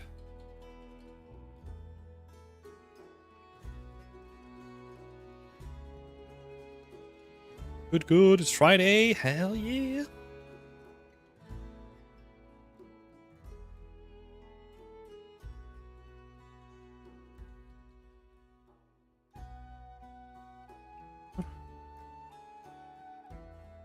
How do we do this? Like, how do we make this roof work if we wanted to make it? Because I never really tried any of this stuff, right? So we're gonna explore something new here.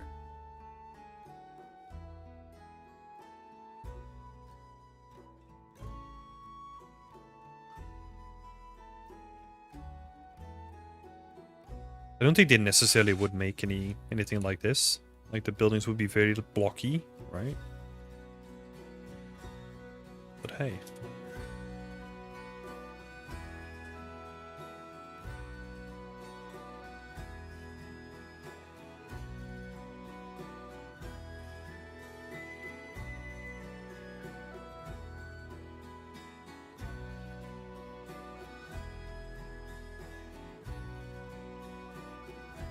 Is there a good environment art course that's worth the money? I found one from Thiago Klavke, a few on GNOME Workshop, and a few from Fast Track Tutorials. Out of those ones, I can only really recommend the one from Thiago Klavke. I've heard some mixed results with Fast Track Tutorials. And I'm honestly not too sure about GNOME. Honestly not too sure. I do have to say, like, I've not used any of them myself, right? So I'm just going off the word or like the reviews from other people.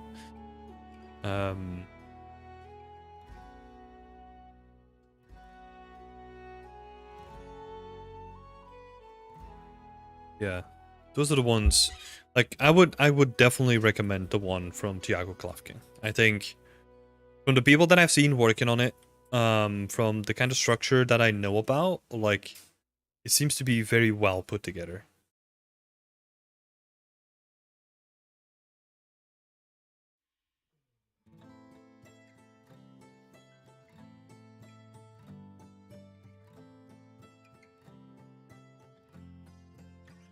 Because the thing there is when you're looking for a good course, right? I'll give you some like general advice. Is you have to always look at the people who made it, right? And Tiago Klavke is still like an environment artist, like has like a bunch of freaking awesome work behind him, right? So I would always trust the person that has done environment art for such a long time and knows the ins and out of like the whole thing. Whereas, for example, I know that the owner of Fast Track Tutorials is more of a material artist, right? I don't know if the course is made by Emil himself or if that's someone else, right? But that's the way that I will always approach things. Is like look at the people behind it, and then see what kind of work they produce and what knowledge that they bring to the table, right?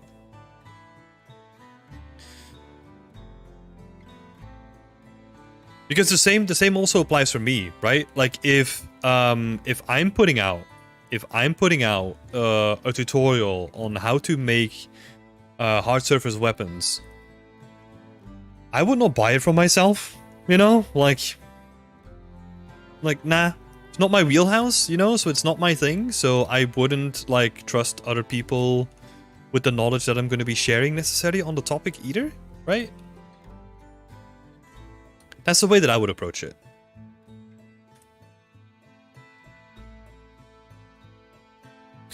A little bit of research. But yeah, I can't really speak about the Gnomon workshop ones.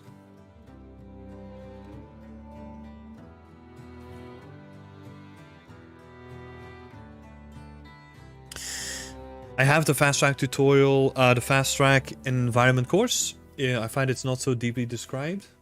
Yeah, the same is said by second favorite as well. It's not extremely detailed. Okay, it's good to know. But you did like the fast track ones I got from ArtStation. Okay, so it's just not deeply detailed then.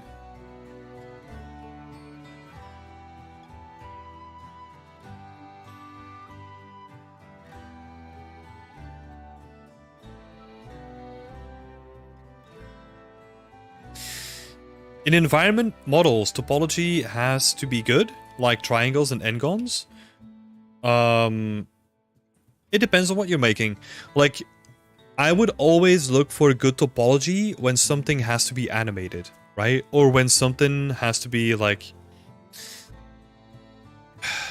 So there's a couple of things here, right? So if it needs to be animated, and also like work with quads as much as you can just in general, because quads are easier to work with. But let's say if you're working with rocks, right? Like it's so much more easier to like get a high poly sculpt, decimate that down, and then just have like the topology that comes out of it, right? Which is going to be triangles and n-gons and all that kind of stuff. That's fine. But if you're doing like a prop, like try to keep it to quads. Just because it's easier to work with for other people as well. So that's like a good industry practice, you know? Like if you're working on something, you do want to make it shareable with other people as well.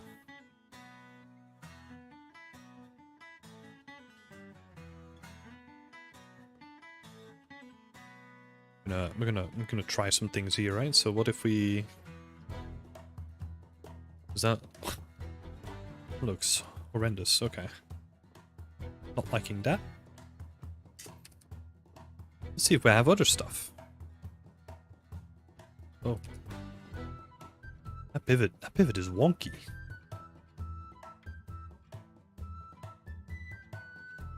Probably one of our older things.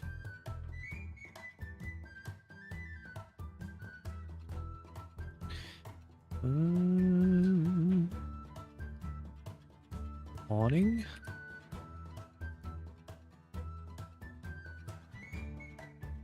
Ooh, can we do... Hi, Rory! Welcome back. How are you doing? What if we do something like this? You know, try to spice it up a little bit.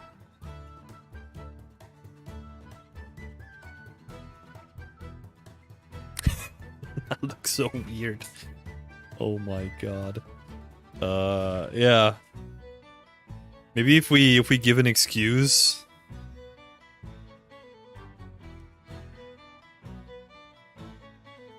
Like if we put like a door here and then this thatch entrance is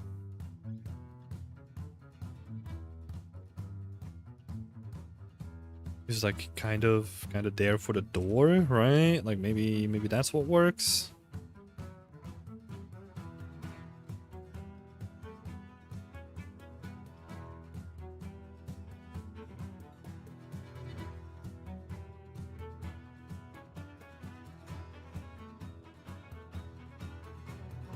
And then what we'll do on this side, we're just playing around, so we'll see. We'll see where we come up.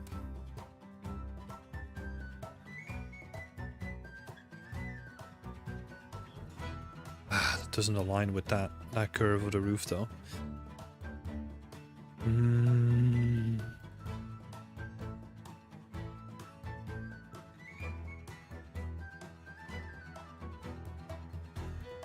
Can we cheat a little bit?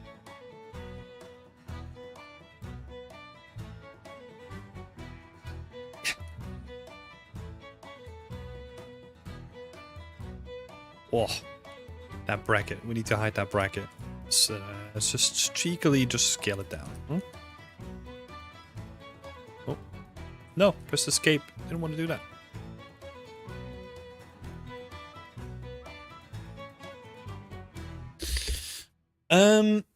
Do you know if those people with a course from Tiago Klavka bought the advanced edition or the master edition that comes with monthly live sessions? I don't know. I think one of the people that I spoke to, bought the master collection that comes with the live classes because I think I heard them talking about like the live demos. I think so. Are those just planes with thatch? Yeah, they are at the moment. They need to have like a little bit more finesse, right? But they are just like little planes with like the thatch top of it.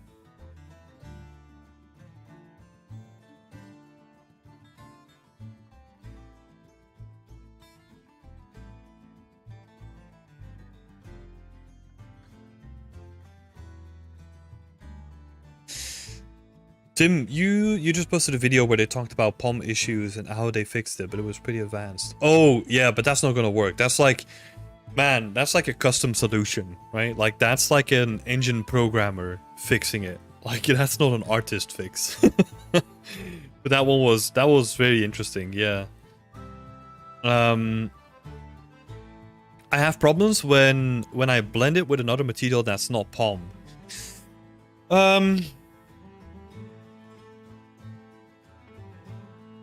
Yeah. You'll have to set it up where you only blend it where the POM is almost flat and the material that you're blending it with is also almost flat. Right? Or make it so that the height reference, that basically the base plane of the POM corresponds 100% with the base plane of the texture. We're talking about very advanced stuff here, right? Like, not necessarily too advanced. Nothing like setting up your own custom solution, but I think it's also fine. You know, like sometimes you can't really see the difference. Let me see.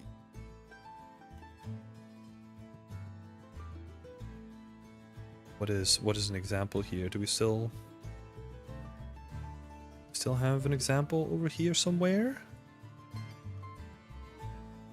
Let's see.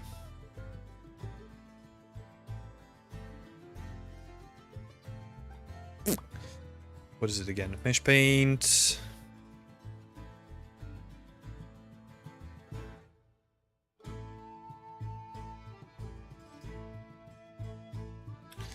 And strength. Let's do this.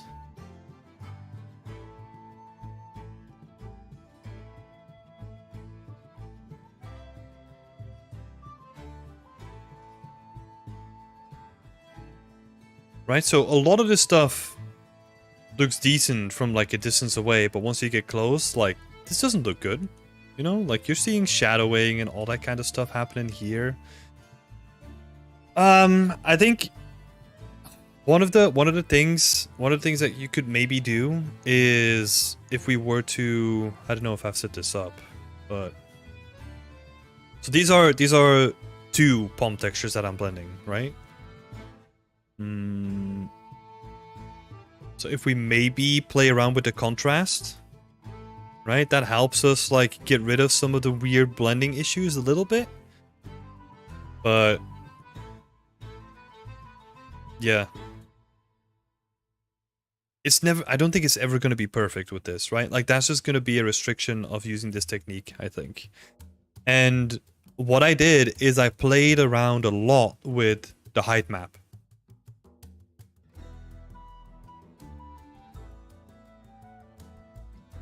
Do you use a mask for the contrast or only a parameter? No, only a parameter.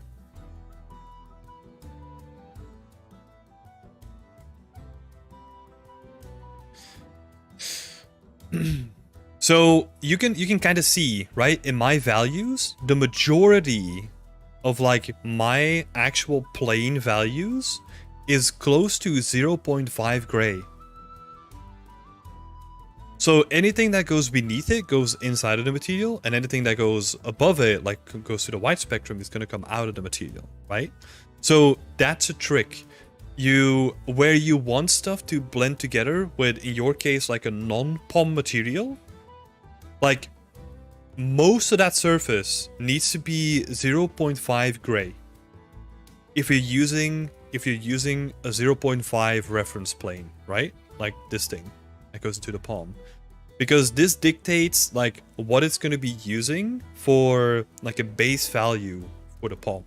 So if you're going lower, if you put this to 0, it's going to use full black as a base, so everything is going to be going outwards. If you put this to 1, everything is going to go inwards. Right? So 0.5 is like your reference plane. So that's why like my height map, most of it comes very close to 0.5 on like the gray value. I hope that makes sense, because that's honestly the core of the issue when people have issues with blending those things together, is because there's too much variation in certain parts of the height map. So you need to like really tweak your height map to get that stuff all sorted out.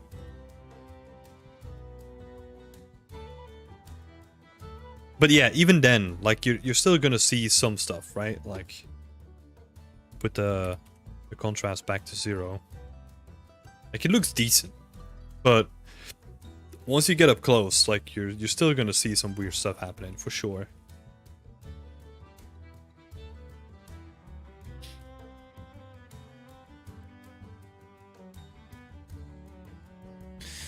Let's see.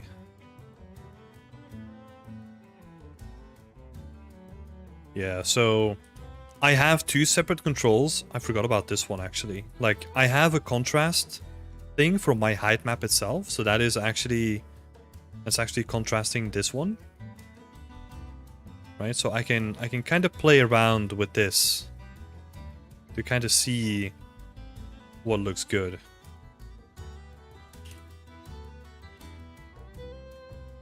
And also, like, this texture has a lot of noise, right? So I'm getting away with like a lot of stuff because it has noise built into it.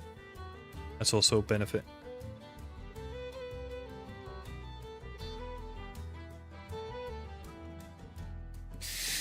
My problem is that when I paint only the plaster, there are artifacts. I can see brick shadow under the plaster. I try to adjust the height of the bricks. That's weird.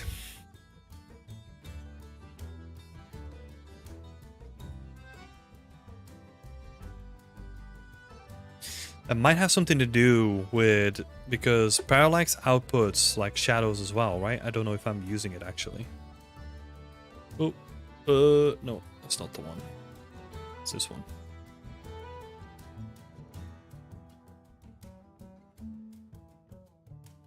Idler, parallax. Nah, I'm not doing anything with the shadow. So I'm only using the parallax UVs. I'm not even using the shadow from this.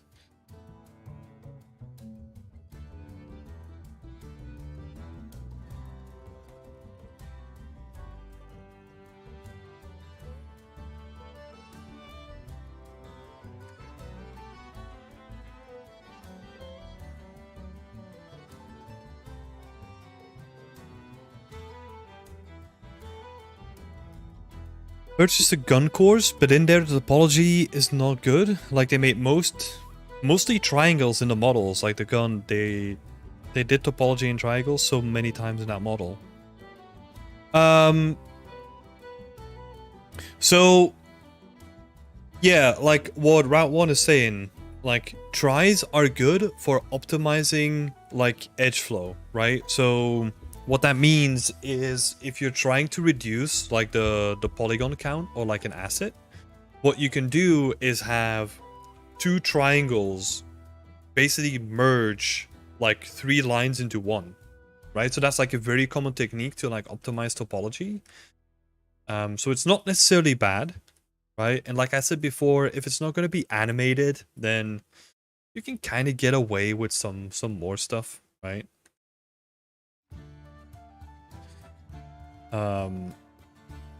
Flat is better with tries.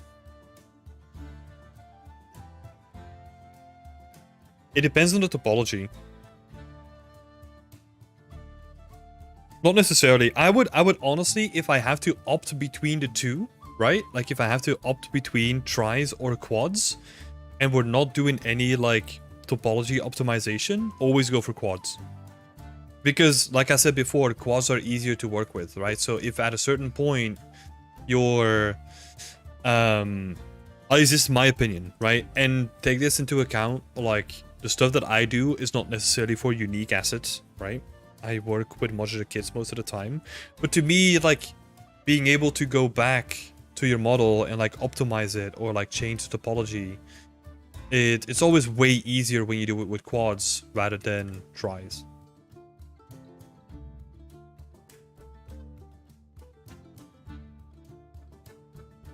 It's obviously very case dependent, right? Like with everything in freaking game art.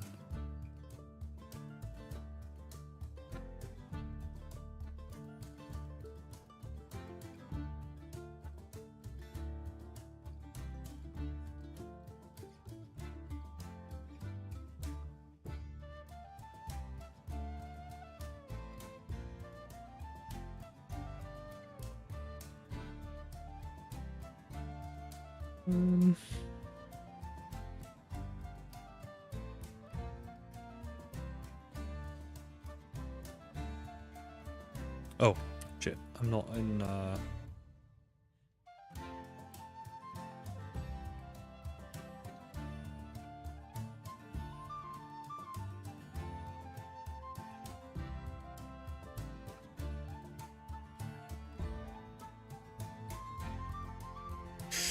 Hi, Sebastian! How are you doing?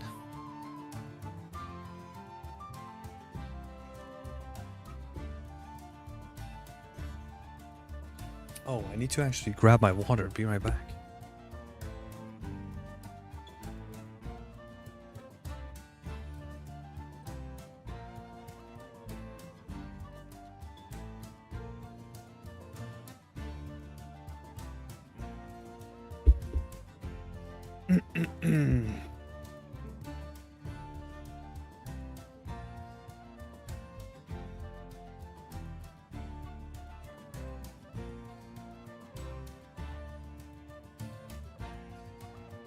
I have a similar setup for my pawn material. I don't use shadow output, yet it creates those artifacts. Now I see what I can do to try to fix it. Yeah, good luck. I honestly don't really have an idea. Do you use contact shadows? Because sometimes that might introduce like some weirdness, but I don't know.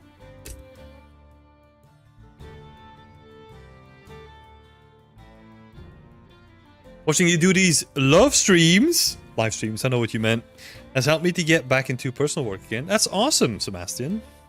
Glad to help you.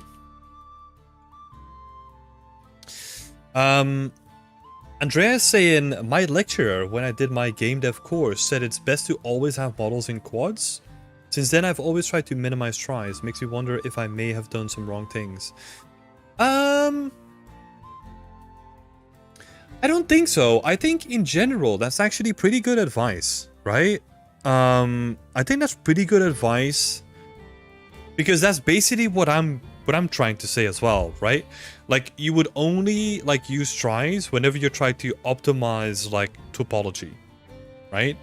Or like not only, right? Like it sounds just like a black and white statement. It's not. But like I would mostly use tries whenever you're trying to optimize topology. But I think I still agree with like the general feeling that like try to have as much of your model in quads because again it makes it easier to work with, right? Like I said before, there are exceptions to it, right? Like if you're doing rocks or any other like organic things that are not necessarily going to be animated, yeah, it doesn't matter, right? Like rocks are always a go-to example.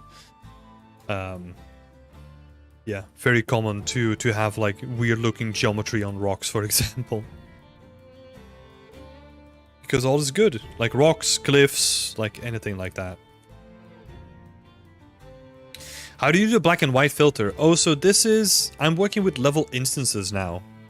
So these are technically separate levels that I can then like duplicate all over the level and they kind of work like blueprints.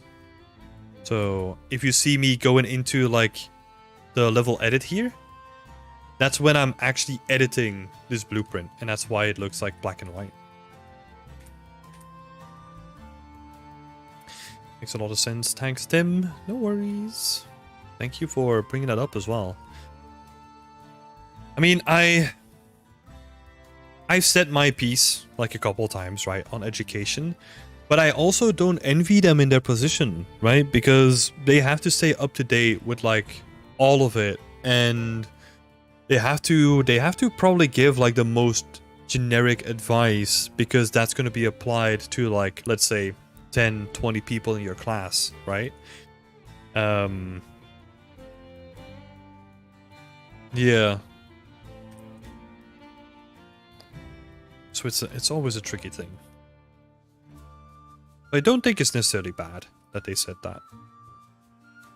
But it's tricky. Let's see. I'm gonna make this house smaller, but I have the rough feeling that this is not gonna work. I think it's gonna be too small. But we're gonna try it out regardless.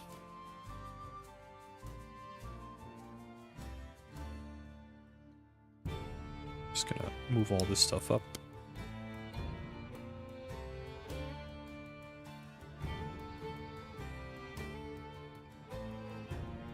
I think I do have like a wood piece that is this dimension, no? Mm-hmm.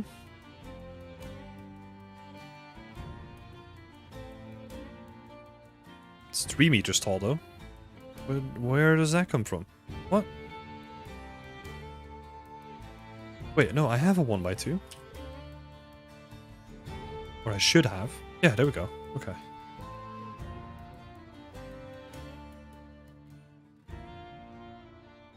What are the pros and cons over blueprints? So blueprints always come with like a bunch of code involved, right? So they're going to be a little bit heavier out of the box. Whereas level instances, like they're literally just made for this purpose, right? It gets a little bit more complex because you also have packed level actors as well, which allow you to do this kind of stuff. with blueprint functionality. And I think honestly the main thing why I use these over blueprints is because I can actually adjust meshes inside of these rather than with blueprints. Because if I were to make these buildings with blueprints, it's so slow. It's horrendous to work with. So that's the main benefit why I'm using them.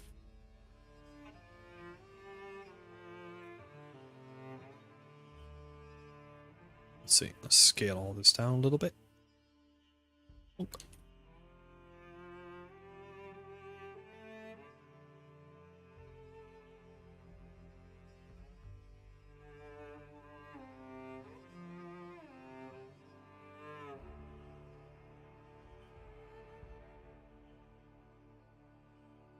Oh.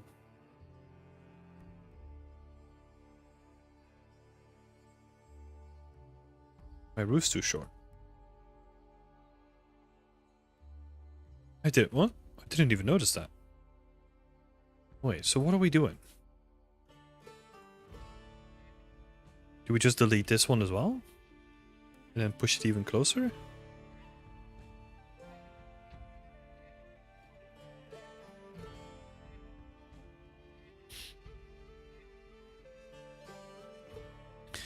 What about with LODs? Are you using nanites? Does level instancing work well for that? Yeah, I don't think it changes anything with LODs. It will just still use the LODs that you use for like your individual meshes, right?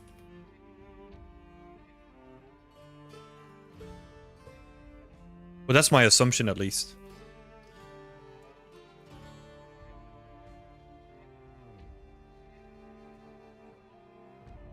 We just have like square building. I don't know. I don't know about this, guys.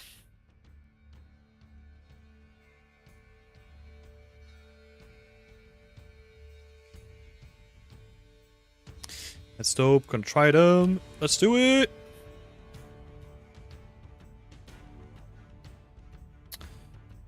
Square doesn't look too bad, I guess. Maybe we just need like one of these porches to kind of add like a little flavor to it.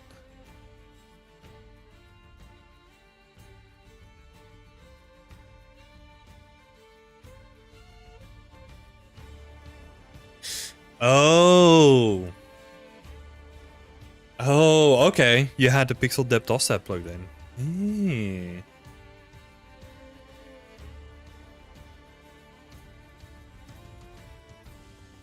Yeah, the blueprint lag is horrendous. Like, I was, oh my god. Let me give you an example. So,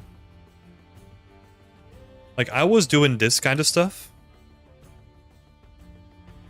I was doing this kind of stuff in blueprints, and like moving a piece would literally take me like 1 minute before it would update. Like, I'm not even exaggerating, right? Like 1 minute. And I was like, no, this has to work a different way. Like, it's ridiculous. So yeah, this is awesome. I love this new addition. Such a time saver.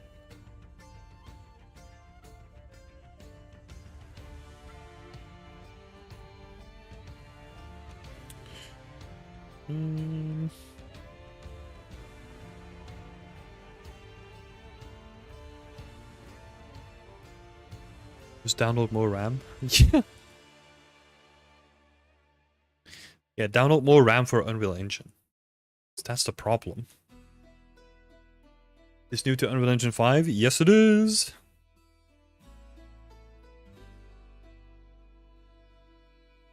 Oh, did I not even...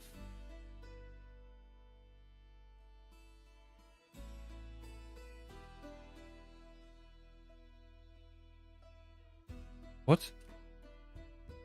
Oh no, what did I do? Oh, what? Oh, so dumb.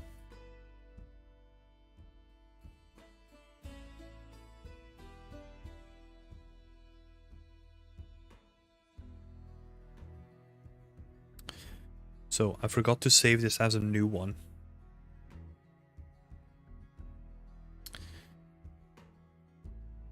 no, doing the wrong thing here. Okay, so we're saving this as a new one. So I'm gonna break this. Keep forgetting this. Keep getting distracted. So we're saving this one as a new one. Cool. Then we're gonna go back to the old one, and we're basically gonna revert that to what it was before. So, okay, painful, but we'll get there.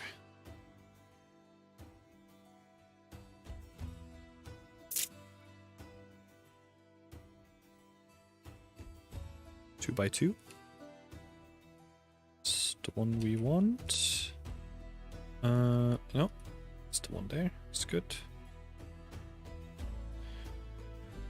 Work smart, not hard. As much as you can.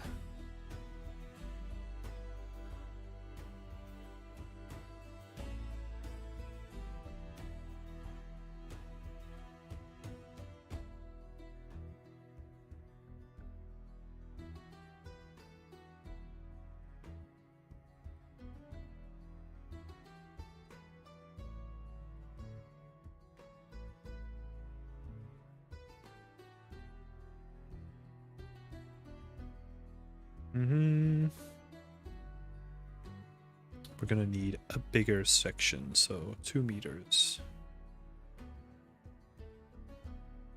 Oh, this thing needs to go. That thing needs to go as well. This needs to be attached here. Same for this guy. That needs to be 2 meters. And then we're gonna extend this guy over. Oh, nope, nope. This guy.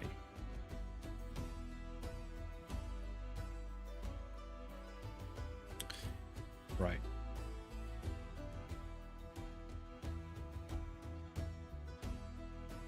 Fortunately, it's not too hard, you know? It's just freaking annoying.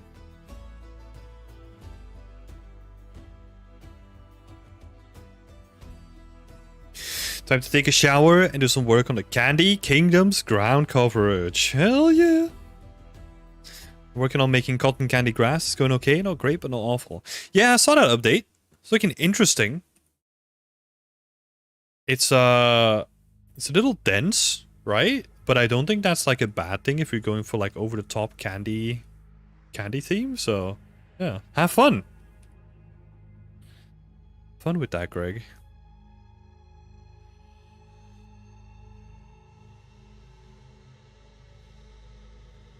Have a coffee to keep you awake. Oh my god. Coffee! Talking about coffee. Let's go.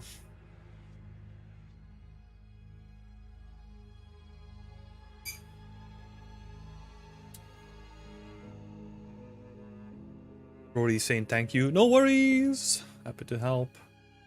I mean, I didn't really help that much, but I'll take the credit anyway. Hey, Egg! How are you doing? Let's have a look.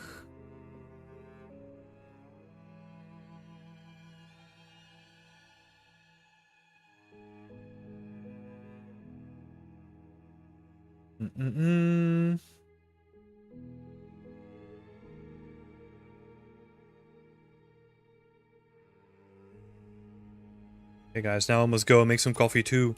Do it! Make the juice of the gods.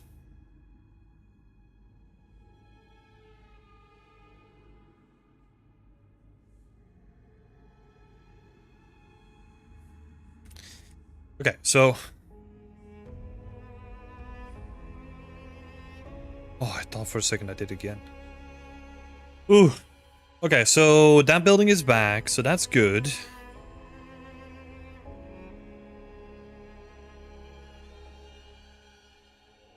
So now we should have like a bit more flexibility.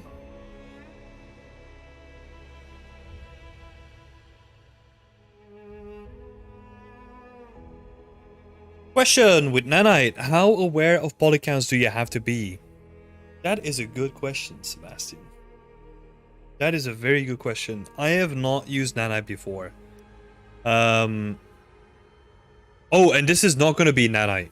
Like, the pack that I'm making is going to be non-nanite. So all you're seeing here is just the old school technique.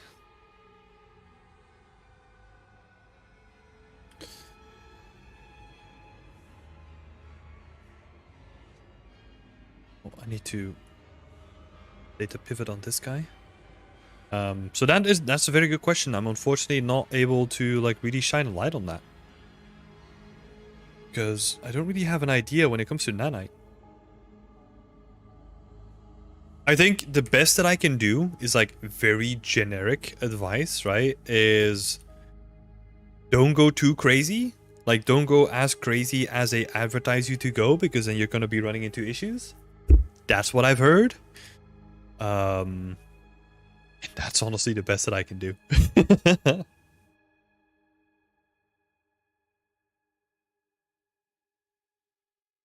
It's so funny that it changed my nickname to Egg, so that my foreign friends don't have a hard time trying to say a Latino name. Suddenly I've become Egg to everyone. Well, yeah, like I assumed that I was saying it wrong, but it's so your nickname is more EG? Is that it? Or let me know if I'm mispronouncing it still.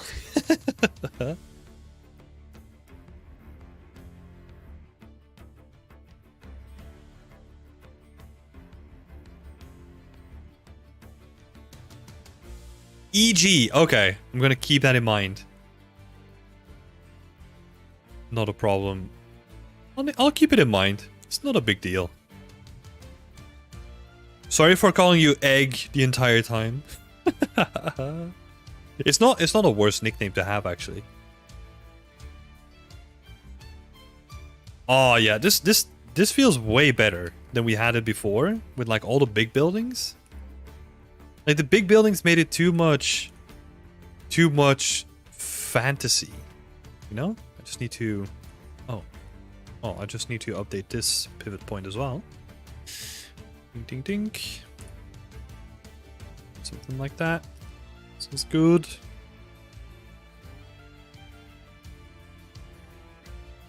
I'm embracing the egg now. Embrace the egg.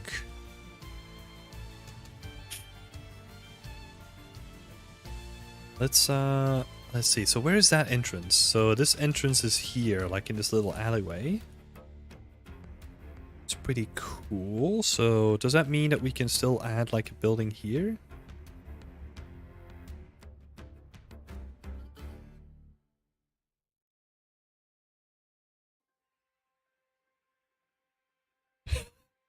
Oh my god, Andrea. I can almost hear you laughing like through like the chat.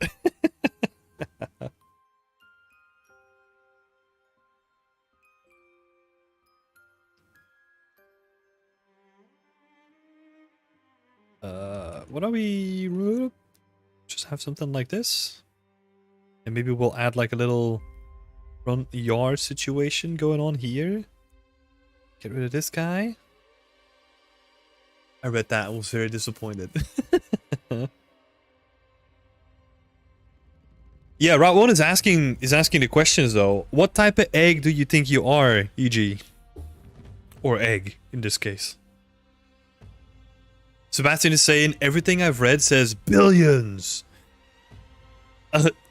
Yeah. Nanite is more for game dev, to be fair. We'll see about that once the first games come out.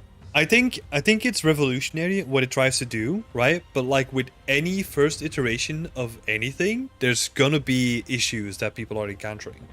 So I'm really curious at when there's gonna be like the first official game release, right?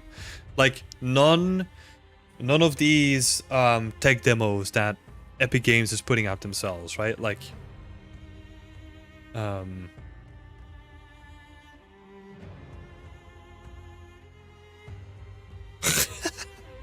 Second favorite is taking the shower later because he got inspired to get into Unreal Engine. Did you get inspired because we were talking about like eggs? That's it, huh? Just the eggs just inspired you.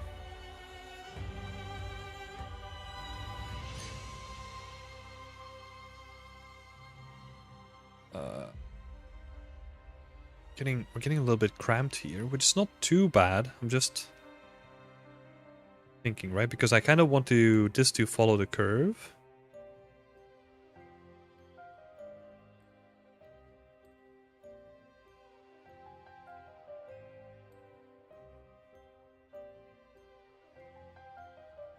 So yeah, I'm really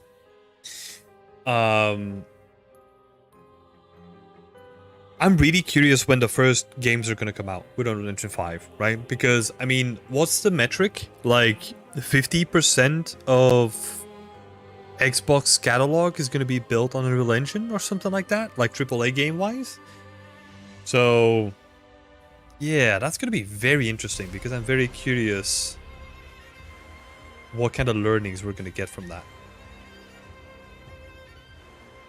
Both good and bad, right? It'll be very interesting.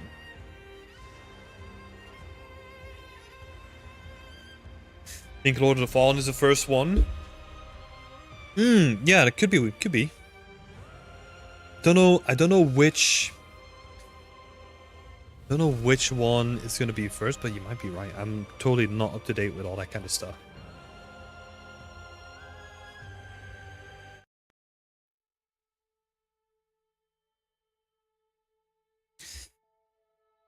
Remnant 2 used nanites, but it seems like it was more of an afterthought. Oh, interesting. Or... Curious, right? Because I have no idea about that game. So out of the loop. But I'm curious to see how long that game has been in development, roughly. Because it came out recently, right? And then let's assume that they worked on it for... Wait, actually, we can probably have a look, right? So Gunfire Games. They worked on this as well. So 3 years. When did Unreal Engine 5 come out? I can spell, actually.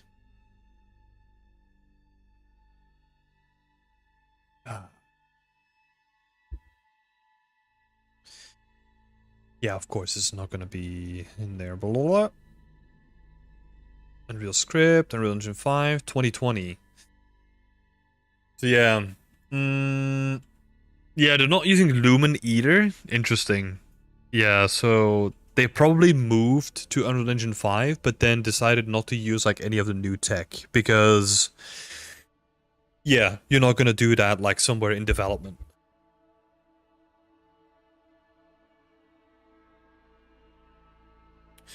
I assume it was for the free performance from Nanite. I don't think it works like that necessarily, you know, because what's really powerful, and that's also why they launched them at the same time, is because you can use Nanite together with Lumen, right? Because the two work hand in hand, like, perfectly. Yeah,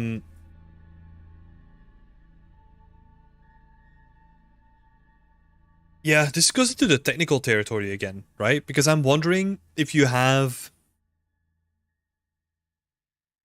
So there's a couple of considerations, right? Like, workflow-wise, you're gonna have to approach nanite meshes completely different compared to normal meshes, right? Ideally, to get like the performance gain out of it. Because if you don't, then you're still adding like a normal map and all that kind of stuff to it. You're just throwing like memory bandwidth away, like and like disk size and all that stuff. So it doesn't necessarily make it easier, right? Yeah. That's what I mean, right? Like, all these questions, I want to know, like, in depth, like, why they made that choice and, like, what they think of that choice, like, as a post-mortem kind of thing, right? Like, after the fact. Let's switch to something chill, please. Thank you. Because it's not necessarily free performance, right? Like in that way, because it's using a different workflow. It might even be that there's like a limit or like a threshold, right? Like, let's say if 10% of your game uses nanite, then it's gonna be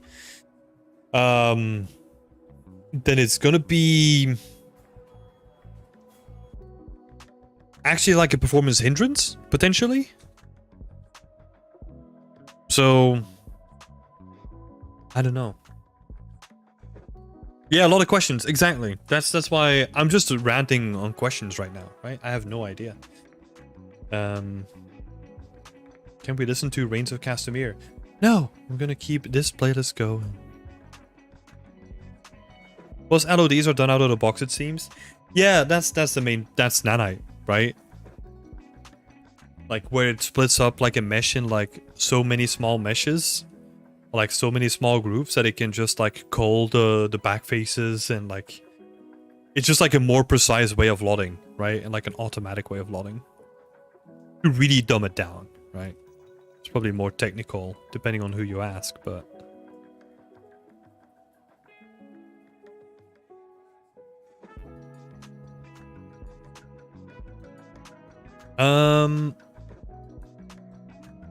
let's see. The Apples is coming in with a pretty serious question. Arcane Lyon contacted me to do an art test to become an environment artist. The problem is that I go on a road trip around Europe all August. Help. Very simple. Ask them to delay. Like, it depends. Like, the steps that I would take is ask them how long the art test will be, if you can still do it before you leave. If not, ask them to delay it to after, and just send them like, hey, I'll be back at this date. I'll be more than happy to do the art test. And then do it then. Like 5 days. When, like, how much time do you still have before you're gonna leave?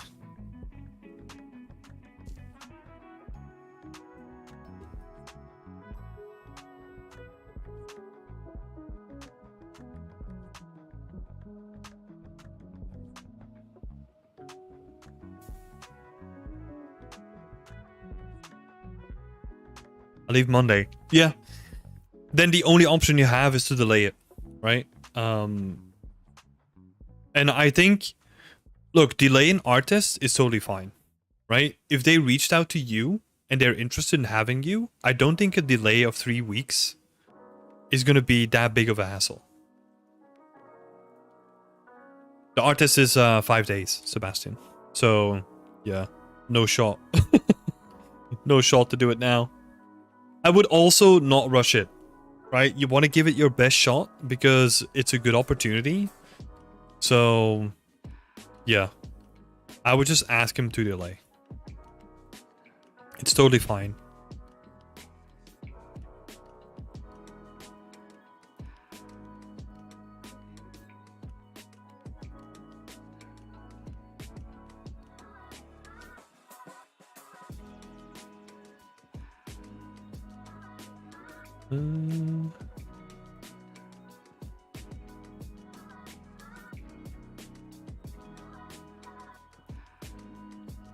Yeah, but 3 weeks.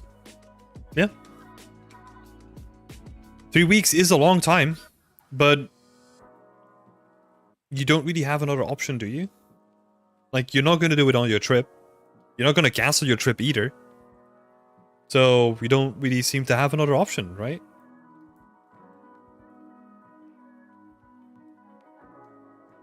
It's pretty... I mean, to me, right? To me, it's pretty black and white in this case.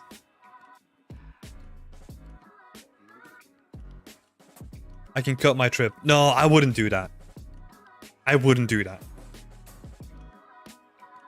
Because let's say worst case scenario, you do the art test and you don't get a job.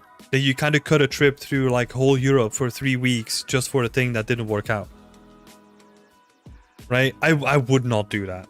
Like, I mean, look, it's your choice in the end, right? But my advice would just send them a message, say like, hey, I am 100% willing to do this. I'm willing to put in like all the time needed, but I'm going on a trip next Monday and I'll be back at this date, and that's when I'm fully available to do the test.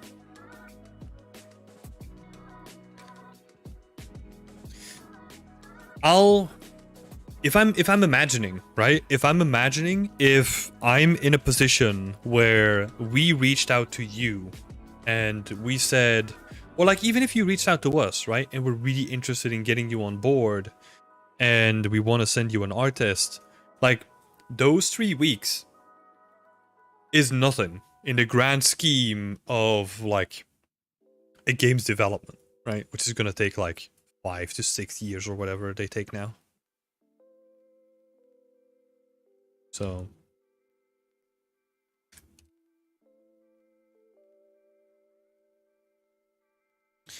I once delayed an art test for a job. I didn't accept by 2 weeks, and it was 2-day art test, so I think it should be cool.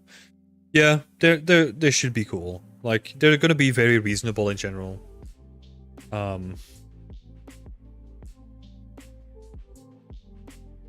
Yeah. I'll say it again. Like to me, this is very black and white because I would 100% not advise you to cancel your trip. No way. Like the way that I always look at it is like a job is important, right? And like a job can be life-changing, but also a job is just a job in the end. Like that's the way that I always look at it, right? Like in those trips, those life experiences that you're going to get, they're going to translate into so much more than you can even imagine than just getting a job. In my opinion, at least.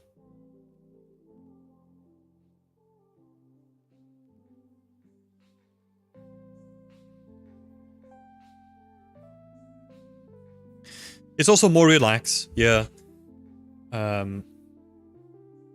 Totally.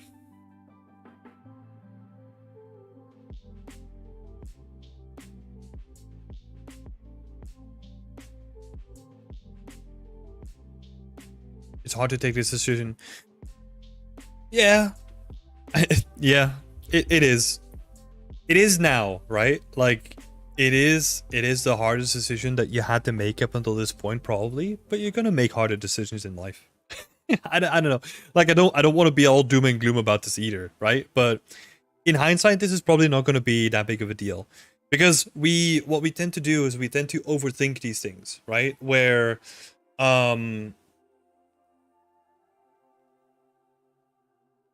because like a lot of people, including myself, like at a certain point too, right? I was so afraid to just send an email like asking for something.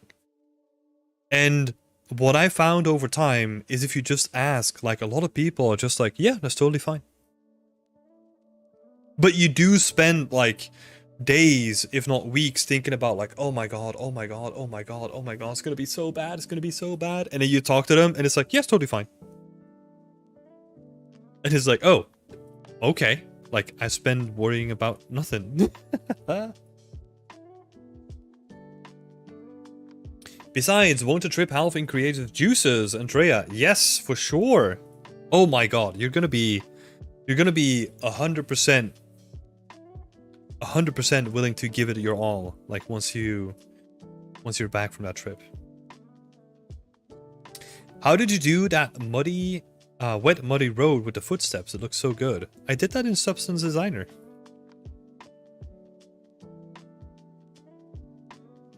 Looks nice and shiny.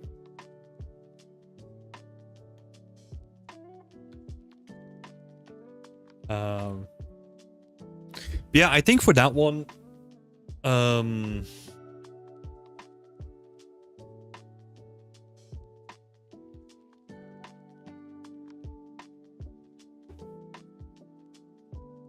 think for that one, let's open it up, right? Let's have a look. Still have it here somewhere? Don't think so. Mud base. Oh my god, got so many muds. Is this the one?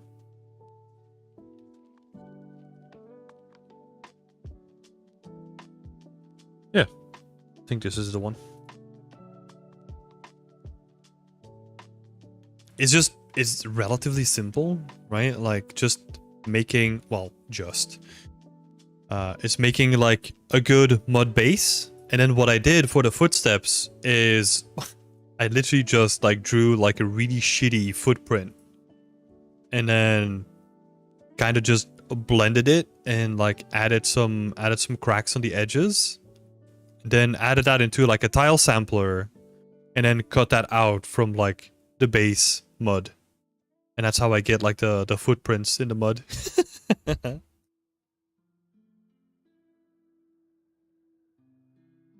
That footprint, yeah. Because I was like, look, they don't have boots, right? They're gonna have like shitty leather boots with no soles underneath them. So like you can get away with like a lot of this. And it looks quite nice, you know? I'm happy with the result of it.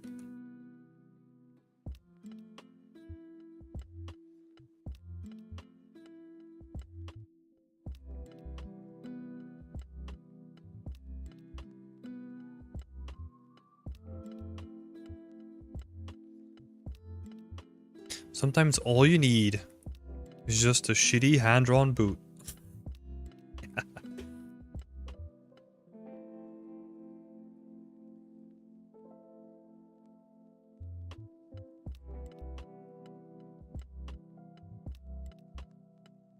Wait, oh yeah, of course, this is not gonna work. We need a staircase for this guy. Boink.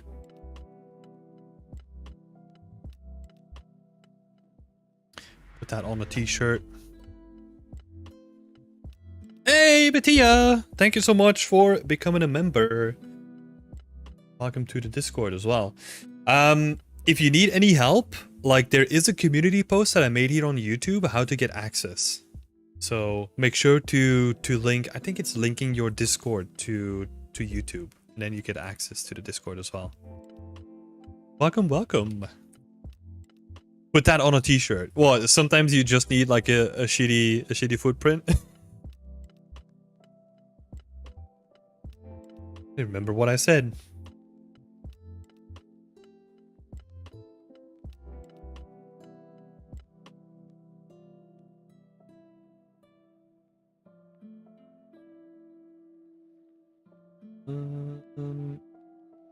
Just like a little staircase. Maybe we'll add like a bigger one. No, not that big. Oh, I guess I don't really have longer ones without any railing pieces, right? So we'll have to kind of stack them up.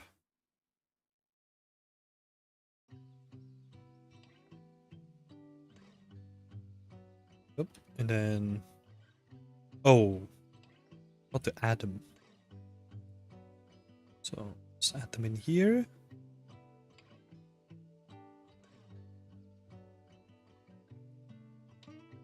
We'll do the stones like this.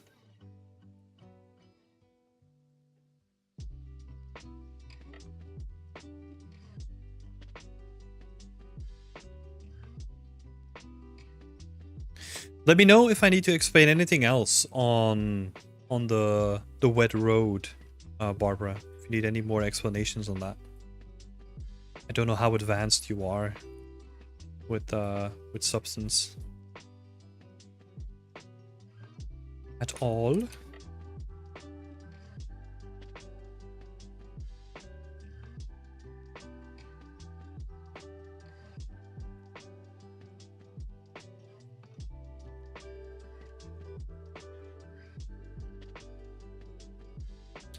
Okay, now once we update this floating little building, just gonna delete these stairs. Normally,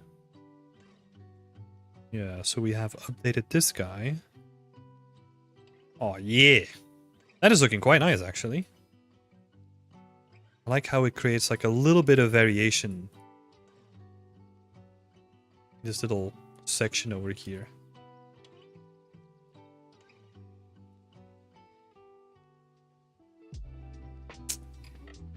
Okay, nice. Sometimes you just have to be happy with the small things, you know?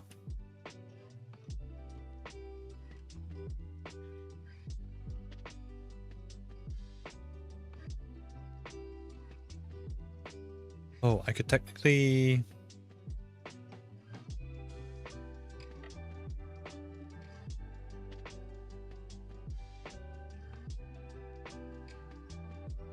So, I...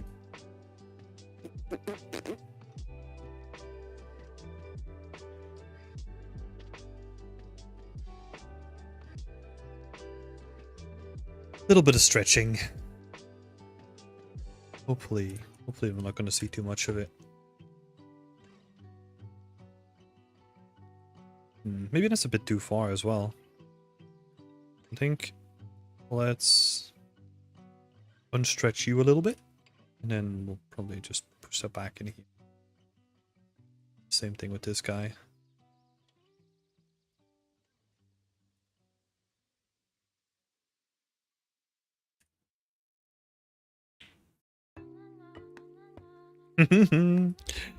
I've never touched Designer before, but I would like to learn it in the near future. I'm still a newbie in 3D. I just started this year and have a lot of questions all the time. We do have like a couple of great workshops if you haven't checked them out, Barbara, on Substance Designer specifically. I recommend the one from Antoine Dejean and the one from Derek Elsoff. Like, they're really good workshops on Substance Designer. I would say maybe they're not the best for beginners, right? For like complete beginners like yourself. But I would definitely have a look at them at a certain point. They have like a bunch of useful tips.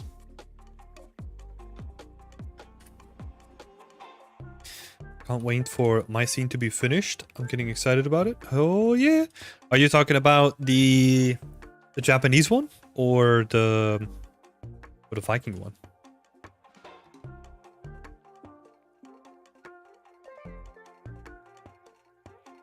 Storefront. Hell yeah. Yeah, you're getting quite close.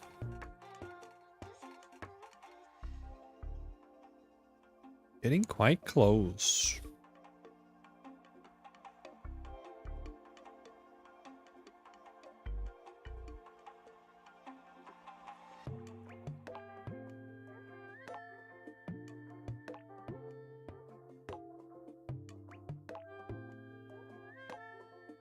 I actually quite like this little section now. And then you have like the little corridor here.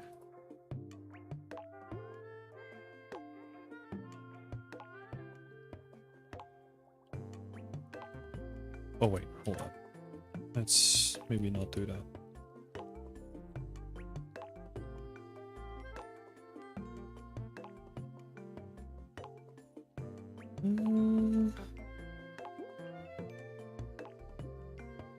Thinking maybe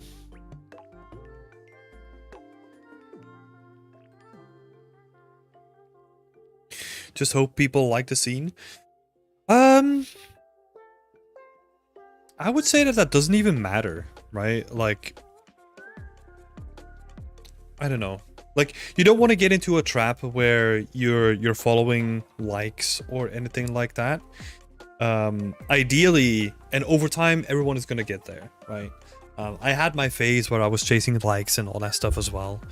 But I think over time, what you're gonna get to is you're just making the scenes because you want to work on them, and that's what you're passionate about, rather than something, I don't know, making it for someone else, right? Because I think with art in general, what's gonna happen is as soon as you put it out there, it's no longer yours, but it's what the people make it to be. Right? So people get to put in like their own little spin on your scene, and they'll probably see it in like a different light, which is normal, right?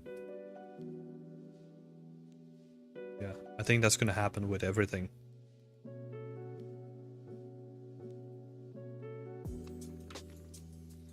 So I would say don't worry too much about like what other people think about it.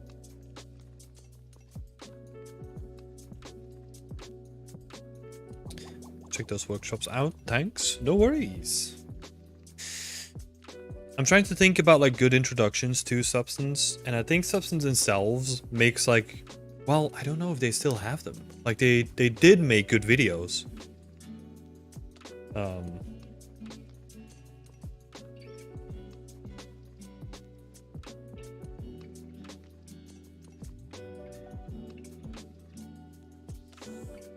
So they might still be there.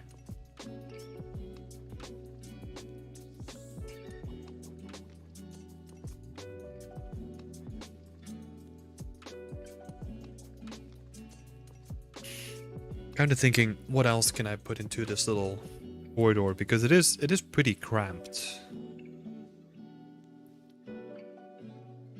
Maybe just some generic storage or something like that, right? Just some barrels.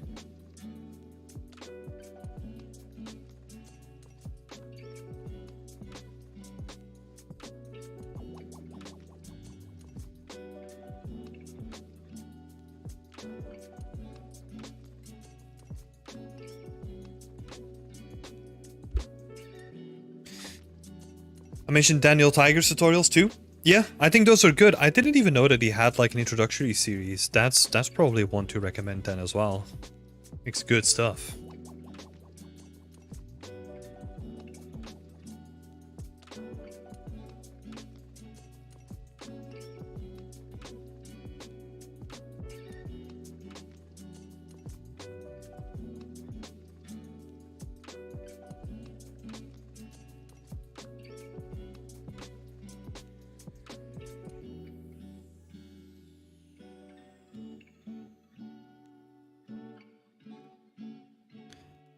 Probably have to smooth some of this terrain stuff out too.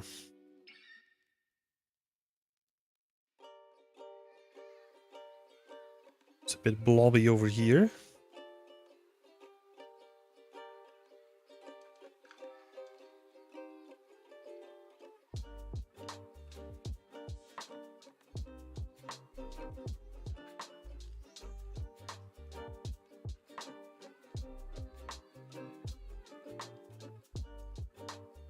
Oh, they make even mud. That's awesome. So if you want to make mud, that's your channel.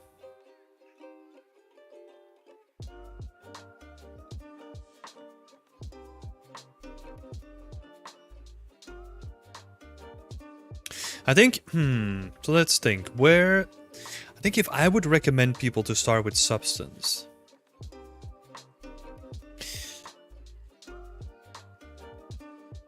Maybe mud is a good one to start with. I was gonna say start with something like tiles, right? But that's kind of the thing that I did, because it's very easy to get like a base setup for tiles, and then you have to make like the tiles look interesting, right? But it's dependent on like a lot of subtle changes. So I think that one is pretty good.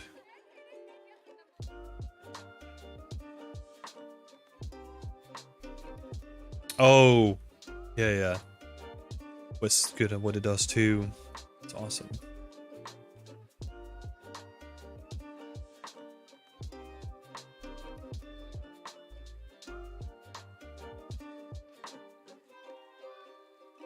Oh, no, that one. I think I'm just gonna put like a bunch of stuff in here.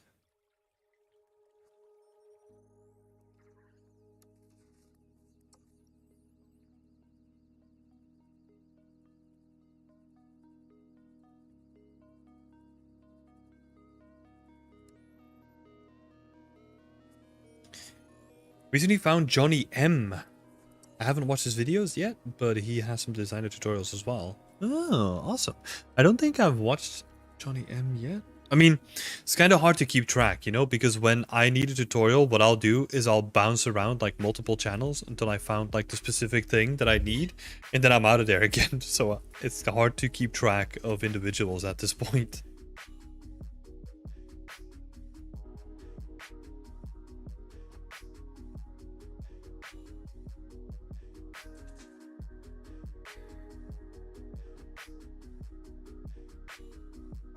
He's good for base level tips and tricks. Awesome. Oh, a flood fill one. Yeah, flood fill is really interesting. I love using that node.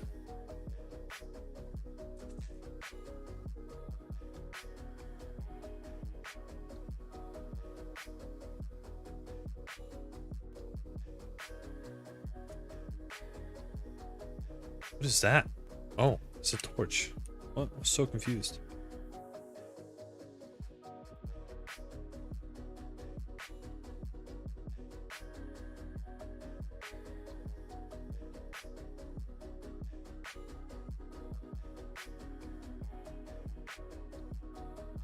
He's like the 5-minute Machidio guy? Oh, okay. Cool, so like very short tutorials.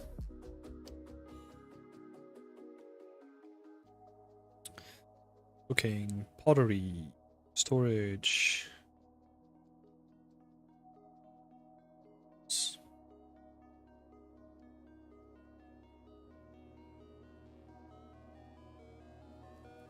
It's getting pretty intense having to learn different softwares. They all work differently and it makes my brain hurt. Yup. Totally agree, Andrea. Totally agree. That's why I try to reduce them over time, you know? And even now, like with my reduced amount of softwares, right? I'm still using, I mean, you see the bar, right? Oh, no, you can't see the bar. But still has, I mean, for game dev, Blender, Substance Painter, Substance Designer, Unreal Engine, and that's it when it comes to game dev now, and I kind of like it.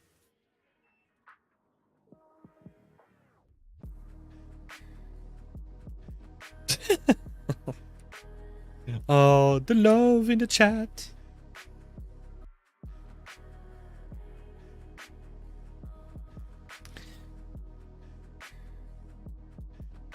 Hi, Susino. How are you doing? Welcome back. You know, for a stream that I didn't know where the hell we were gonna go, like it's actually worked out pretty well. You know, we made some smaller buildings.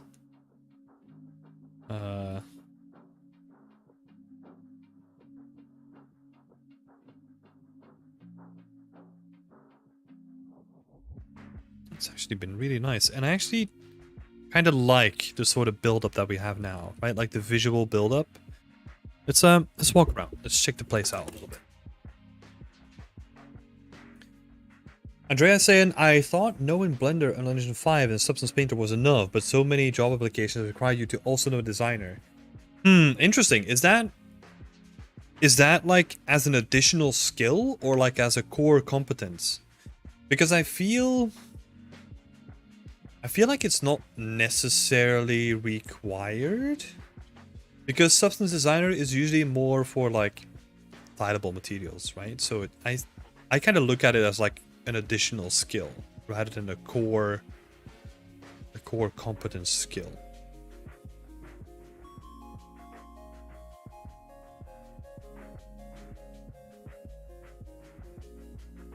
Yeah, because honestly, like sort of what Route 1 is saying as well, right? Is that I think they just add like a bunch of stuff on there on like applications, and then if you showcase like your skill in like 1 or 2, like you're gonna get hired for those anyway.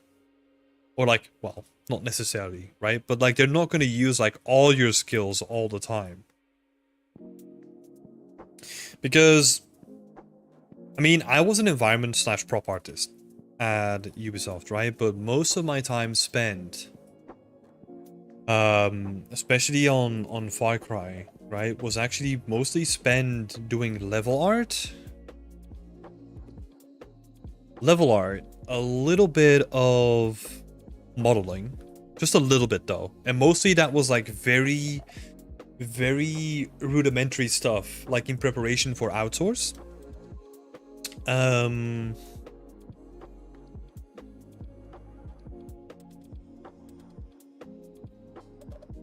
that's it. So I didn't even use, I used Substance Painter like a couple of times. I used Designer a couple of times, right? But it's, yeah, It's not as versatile as you would expect, right?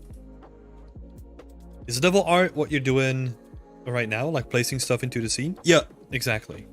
Like set dressing a scene, building stories, like working together with narrative to like visualize the stories that they want to tell, right?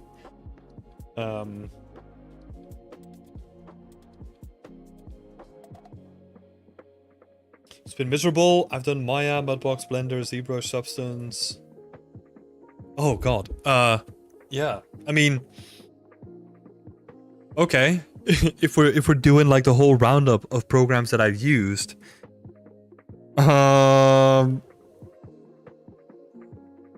let's see. I'm probably going in the same direction, right? So Maya, Max, Blender for the modeling programs, right? I've used all of them more than 3 years.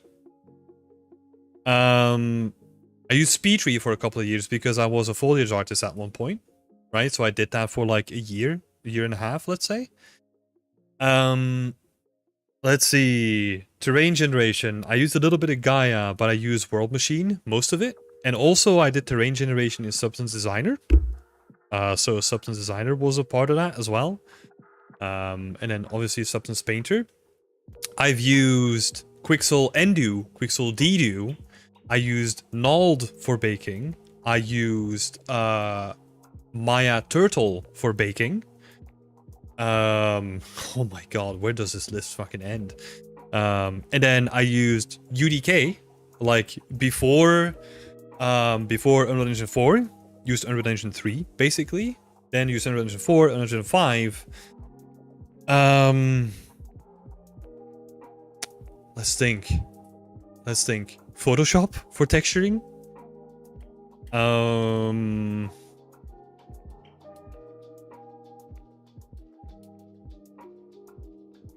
Is that it? I think so. And then add on top of that, like all... Oh yeah, XNormal. Yeah, that's one. Yep, used that for a while. What else is there? I think that's the majority of it. But then you have like all the in-house engines as well, right? So what was it? Like the Cobra engine. The Cobra engine at Frontier Developments. Then I used the Dunia engine, the Anvil engine, used a little bit of Snowdrop. You know, like so much. Crazy Bump. Bitmap to Material was also one thing that I used a couple of times. Yeah, tried like all the new Quixel stuff that's out there, right? Like Quixel Alchemist and all that stuff too. Fuck. Used like, I don't know, 5 different programs for source control, right? Like now we're using Plastic SEM. But I used Perforce. I also used Tortoise. I don't know, like the list gets crazy, right? And it like shifts every couple of years as well. So freaking nuts. Unity one, yeah.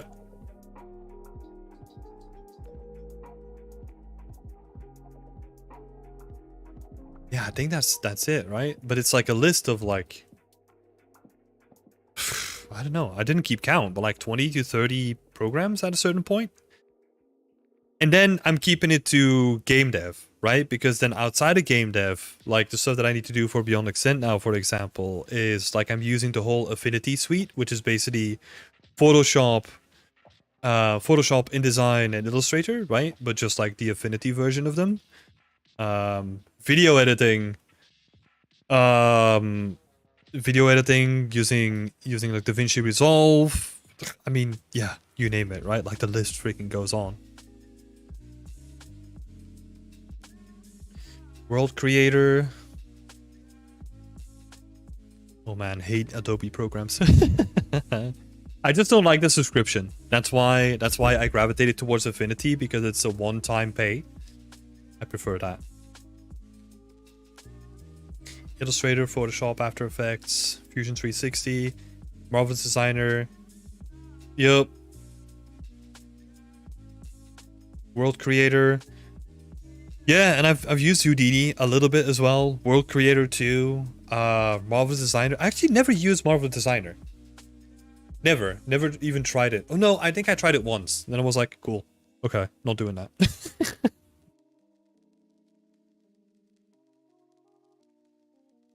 Yeah, so you can see, right? Like this entire list, that's why I was like, ugh, I hate this. I'm gonna see if I can just condense it to a couple of programs. Oh, I forgot ZBrush in there, you know? But don't use ZBrush anymore. I was like, nah, I can sculpt in Blender now. I can do simulations in Blender. Yeah.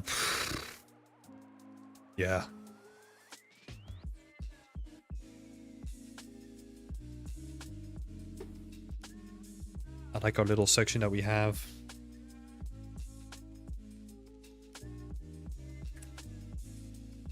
Let's have a look.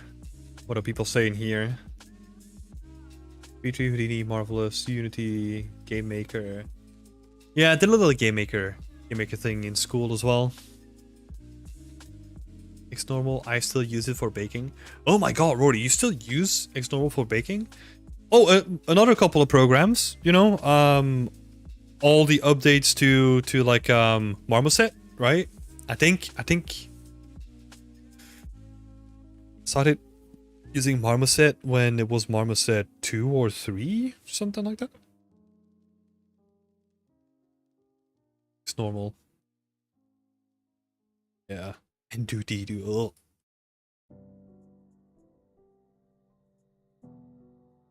Yeah, the amount of stuff that we need to learn is it's kind of nuts, right?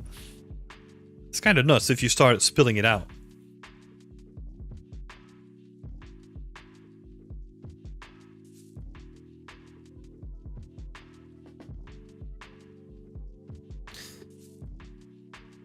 Bonkers. Yes. Yeah, it is. It's also fun, you know, as annoying as it is sometimes, it's also fun that you have to kind of challenge yourself like every couple of years and you can't really stay still. To a certain degree, right? I think it's a little bit easier to stay a little bit more stagnant once you're like inside of a company, because a company is not going to change like their workflow drastically like every couple of times. Like every couple of years, right? Or like every development. For better and for worse. So yeah. It's not all bad. Even though we do love to complain about our tools. That's what makes us stronger. That's what creates the bond of game artists. Outsourced companies do though. Yeah. They do it per project, right? Because they have to adapt to the company that they're working with. That's true. Very good point.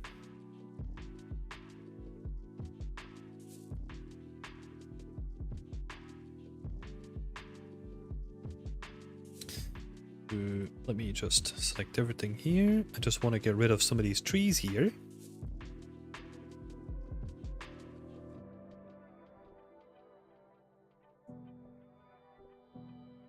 So what I'm imagining here is that this is like a little barn for like the horses. So that people can bring in their horses. Maybe we'll swap these around so that the yeah, like a little stable area for the horses so that people can bring in their horse, and then the blacksmith who lives here can like make new shoes. Maybe he doesn't even live here.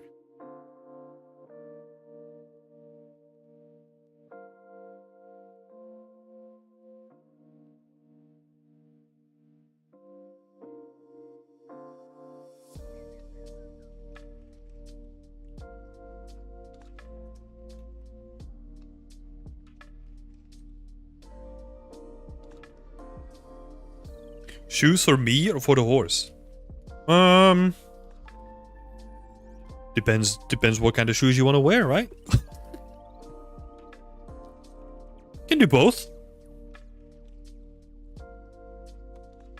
Is that too big? I like that the blacksmith is kind of big, but I don't...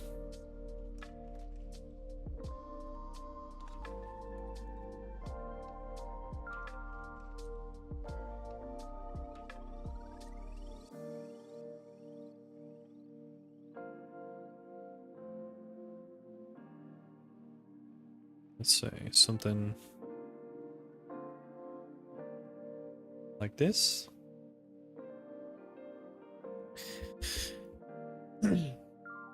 That's the reason I don't look at it as time lost. I feel even though I have little professional experience, I understand how to optimize a workflow, like the software portion of the workflow, I mean. Yeah. I think also, like, especially when it comes to softwares, right? Like, I really underestimated how valuable some of them would be, like, over time. Like, for example, I thought that I was never going to be using Illustrator, right? But, like, knowing how to deal with vectors, especially if you're dealing with, like, branding or, like, logo design or something, like, if you're running your own community, right? It's been, like, very, very useful. So, yeah, sometimes stuff returns, like, later in life without you really expecting to, right? Let's need some mud.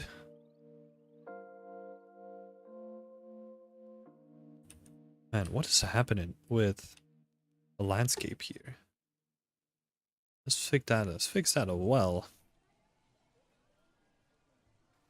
Let's flatten that out a little bit. Nothing happened. You didn't see anything. Oh no, shit. Doing it again.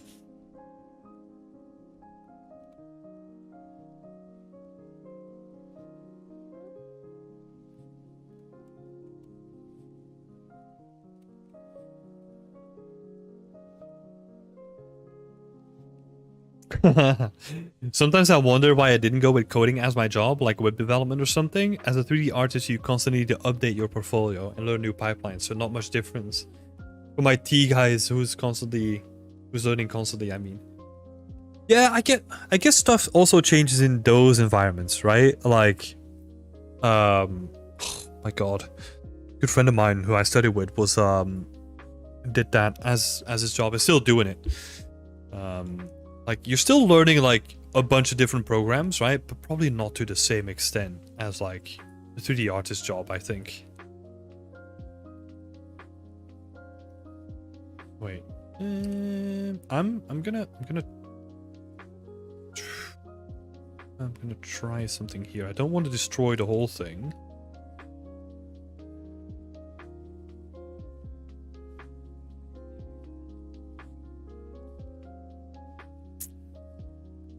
But I'm curious if we can push this down to where it kind of... Oh my god, that's way low. Yeah, that's probably not gonna happen then.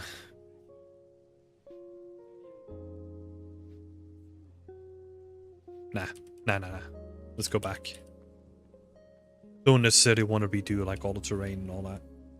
Just need this part to make a little bit more sense.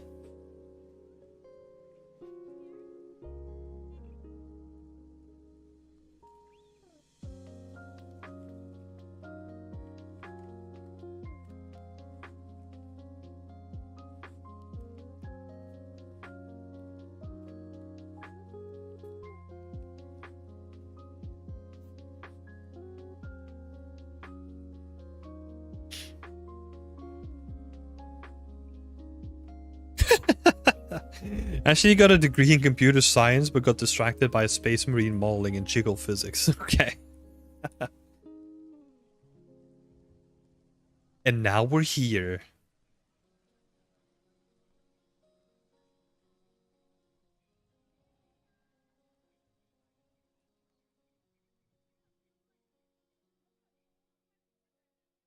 Hey man, life takes you in like weird alleyways, you know? Like sometimes you just have to go with the flow a little bit.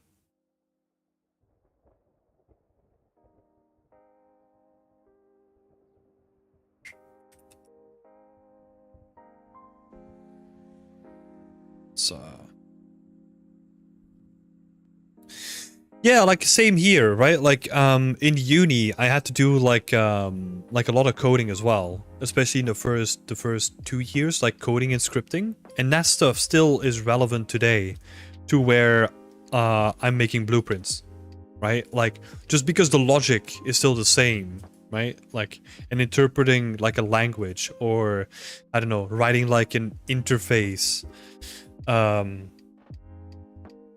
like apparently like coding like an interface or something like that, right? It's very simple stuff, but if you know the logic behind it, like it becomes way easier to do that stuff yourself rather than to rely on someone else.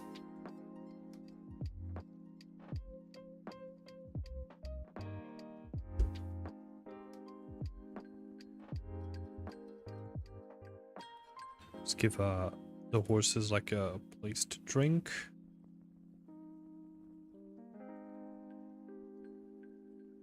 Maybe probably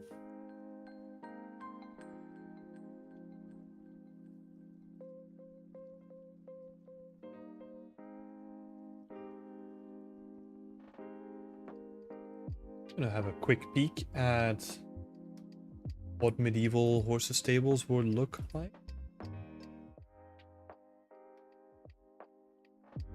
I'm just looking for like a very simple one, you know?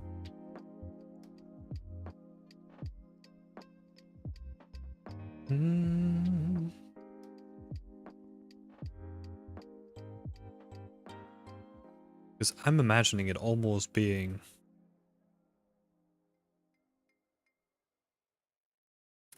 I don't know.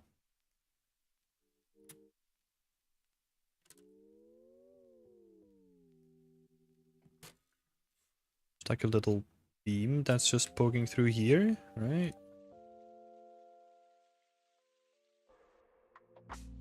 And you would like attach your horse to that?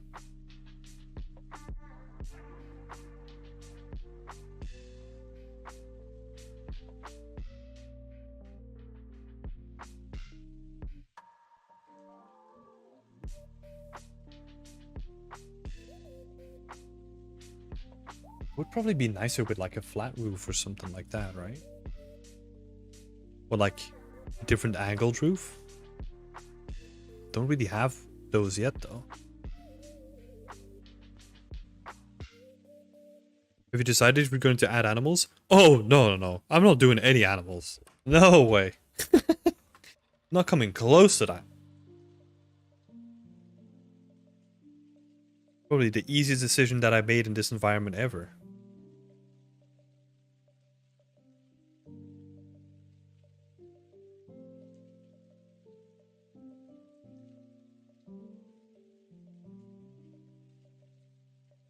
What was the little pig?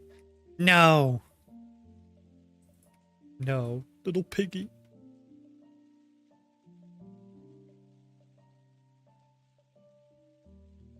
Well, if you want animals, you gotta make them yourself. That's the only way we're gonna get animals in this thing.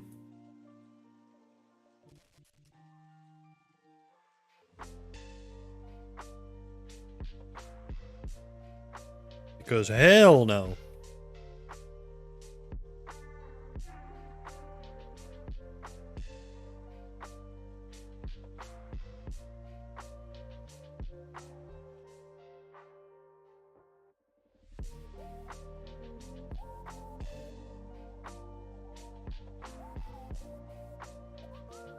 It's okay. We got egg. Kind of a chicken. We'll just have to wait a little bit until it hatches.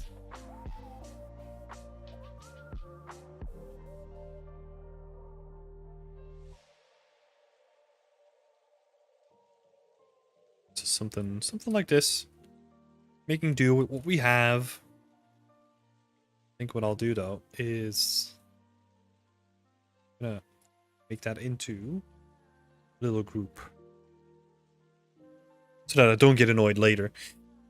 Can you please shortly describe what pipeline you use for the buildings? Like, do you use multiple UVs? Will you be using maths or vertex painting to break up the modular repetition and so on?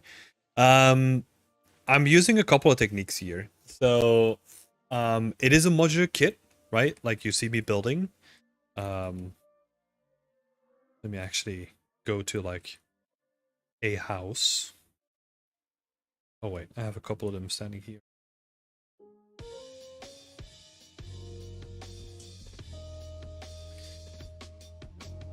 So yeah. This house is made of multiple components, right? Like any standard modular kit.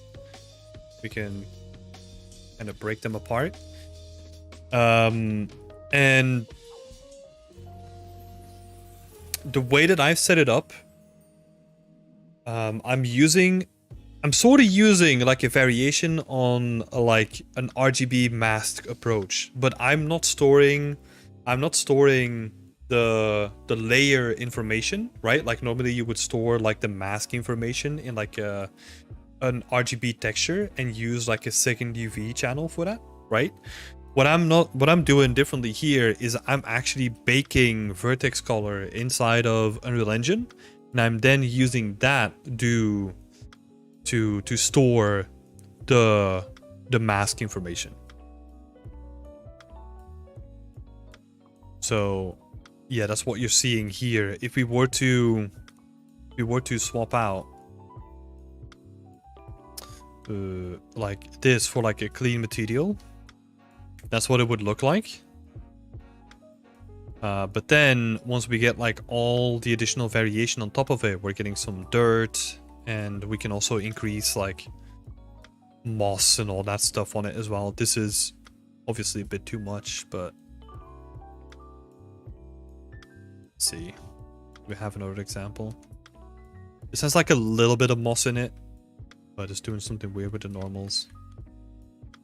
So yeah, the reason why I approached it in this way is because I didn't want to have like a whole bunch of textures and then have like a whole bunch of material instances that I then just basically swap out the masks for, right?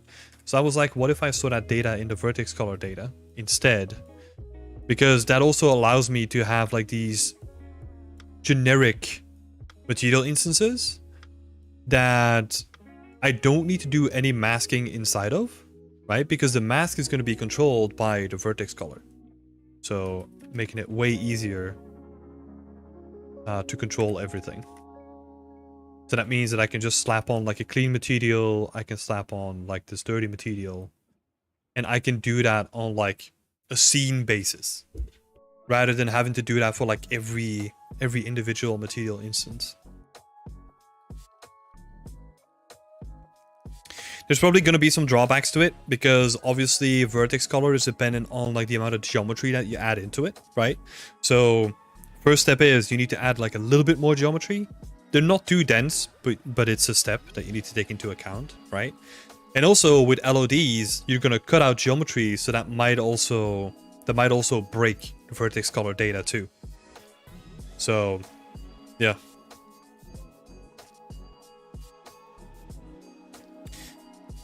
Hi, Tobias! How is it going? It's been a while. You should model and add a bunch of highly detailed modern vehicles. Yes, I agree. That's gonna be next stream. We're just gonna do like, I don't know, like a Hummer modeling stream, like medieval Hummer time.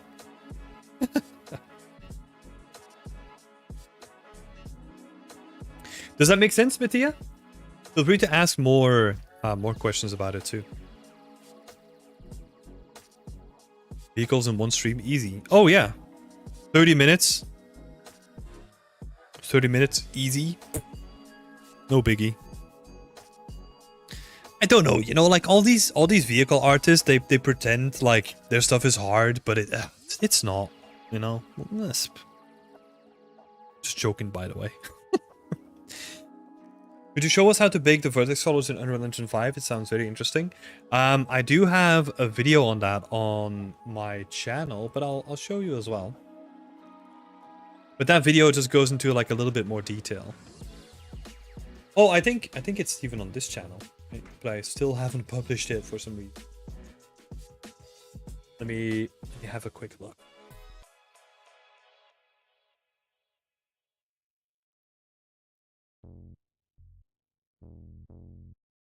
Here's the video. But yeah, basically what it comes down to is you just have like an asset, right? So if we go to, I don't know, this barrel, for example, inside the modeling tab, which is like a thing that you have to activate in your plugins, there is a section called Bake Vertex Color. And for my approach, what I'm doing is I'm doing per channel, and I'm just using the curvature for number 1 and ambient occlusion for number 2. Click accept, and it's baked. That's all there is to it. That's all there is to it.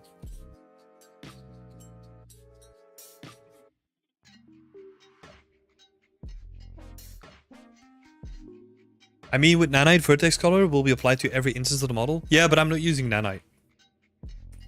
So that's definitely correct. With instancing and prefabs, that is a good question. I think I looked at that before, but I completely forgot how that affects things. So let's do like a quick test, shall we? So if I were to paint, let's say this guy. Oh, hold up. Need to go in it.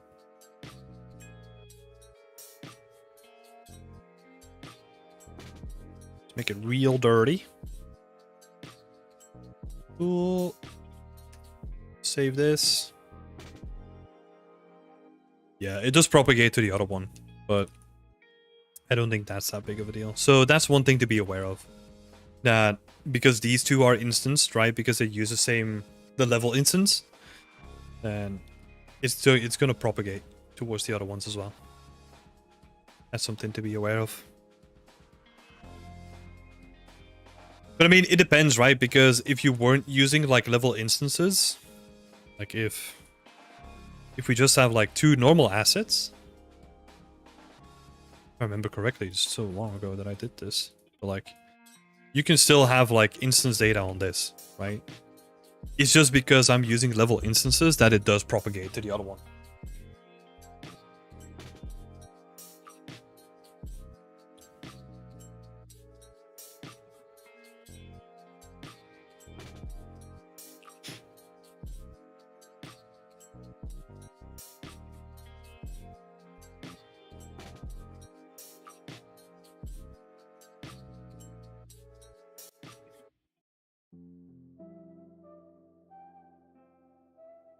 Thank you. No worries, Christopher. Thank you for so much for asking the question.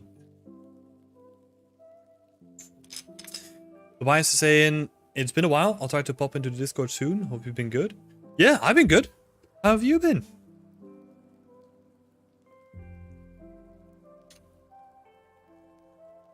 I mean, I guess we'll talk about it more in the Discord then.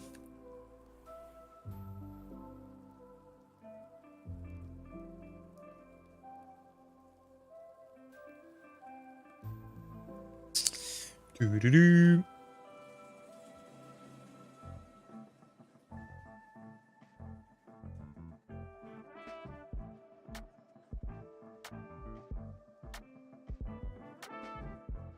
What's the group? Shift G.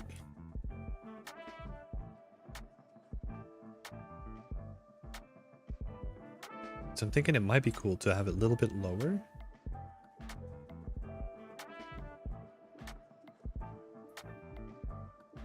Doesn't need to be that high necessarily, right? Let's have a look.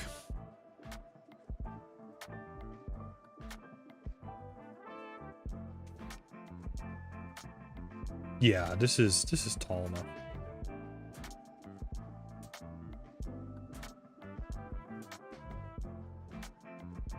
I think what we could even do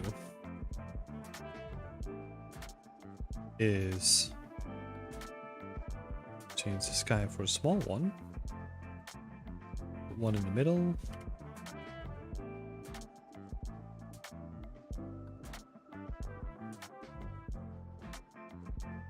Dunk, dunk. Oh, where's that going?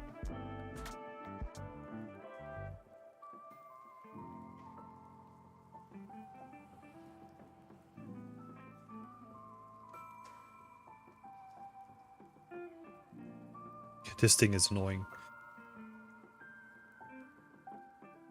But I guess we could break this apart if we wanted to. Let's just keep it there for now.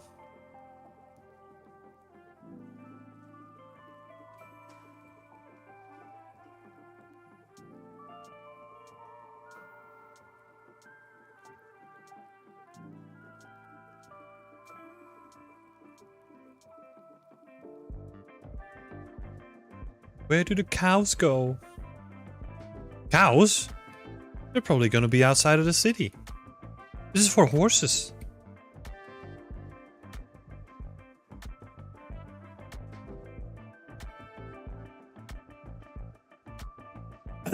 You're doing an environment with 3 UV channels? How? What are you using the 3 UV channels for? 1 trim sheet, 1 unique mask, and then what is the third one used for?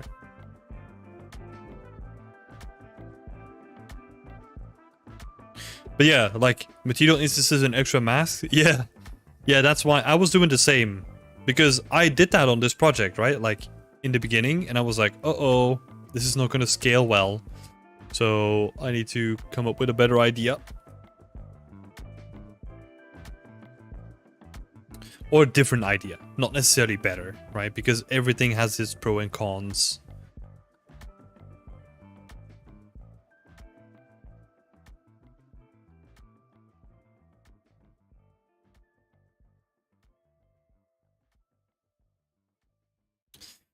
Yeah, I've kind of been jumping all over the place today, but got there in the end.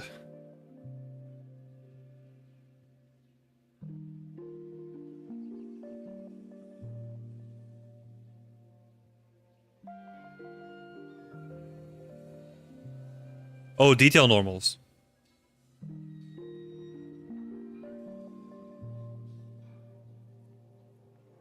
Yeah, I guess. You don't necessarily need...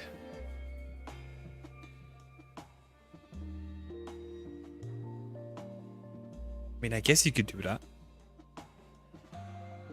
I'm just thinking, right? Because you have a trim sheet UV, so you can't necessarily use that. It also depends on the subject matter that you're working with, right? Yeah. Okay.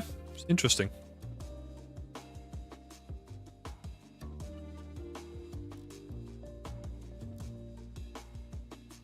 So you would have a third UV that's just like purely about like minimizing the amount of islands that you have, so that you get like the maximum effect of like your tiling normal, or like your detail texture, right?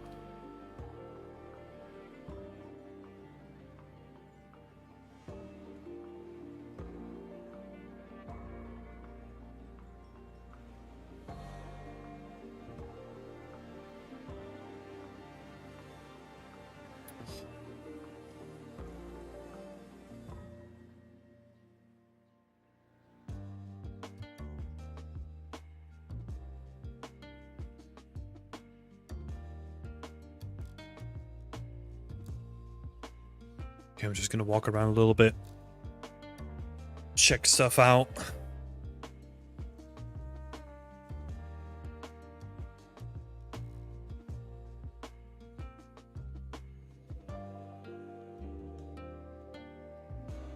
You used to use a 30V as a light map? Yeah. If you're doing static lighting. But you didn't really care about that necessarily, right? Because the majority of that was just like automated. Unless you needed to do, or like at least in my opinion, like unless you needed to do like some unique UVs. Is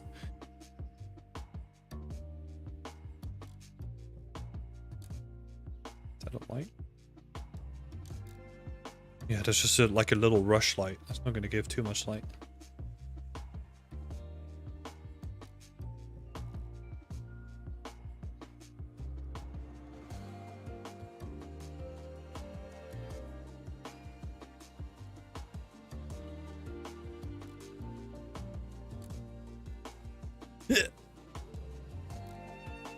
Level design would kill me already. That little alleyway.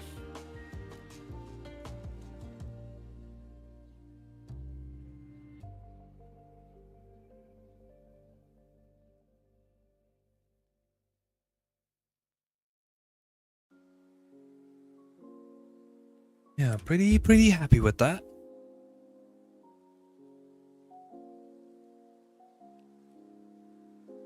I think honestly it was a really good choice to have like lower down, like just one floor buildings, because they make such a huge difference.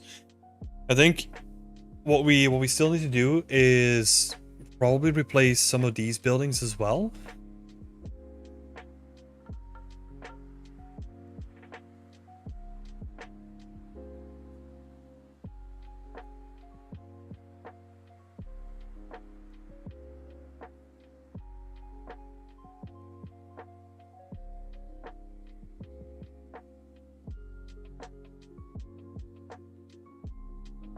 That we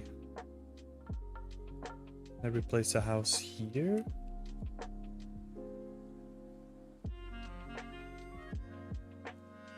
Because my thought process is going to be, or is, that you don't really want like high buildings near the wall, because that's like always a hazard, right? Because then they can just shoot over them and, like, I don't know, put those buildings on fire or whatever. It's like a little bit of logic there. And also it just looks nice that the more densely populated, like, you have this curve going up. Gonna get any ivy or moss on the roof to break them up a little bit? Oh, yeah. I think what we're gonna have to do on like a lot of this is switch them over to the shader where we can actually vertex paint stuff into, right? Or, well, not necessarily vertex paint, or that we can use the same baking system or something like that. Because the tiles definitely could use some breakup. The thatch definitely could use some breakup. The same on the stones, right? The same on the stones, so that we can get like dirt gradients and all that kind of stuff going on. Would be really nice. Because, yeah, it definitely needs it, right? Oh, I actually forgot that I did a pass on this material. It's quite nice. But yeah, I think also what could be nice is that if we replace some of the outer buildings with like thatch roofing, right? So that the smaller houses, they all have thatch roofing, and maybe some like wooden tiles as well. And then like the most important buildings, they have like stone tiles. It's like this one, maybe these three. Maybe this one as well. They have like stone, or like the tiles that they have now. But then the rest of them have like the wooden tiles. Let's see. So these are all gonna be stone. And then this stuff is gonna be,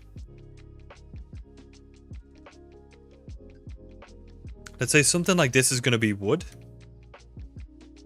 Maybe this one as well. And then the rest of it is gonna be thatch or something like that. So that you really get a feel of like, oh, these are the important buildings, and then these are like the less important buildings. To kind of emphasize that gradient a little bit more. Because, yeah, like these small buildings, I really wanted to add like a thatched roof on top of it. But the thatched roofs that I have now, they look terrible. So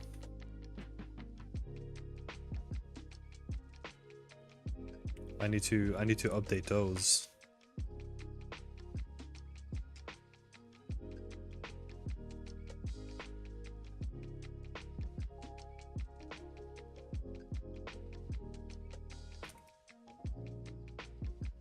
Yeah.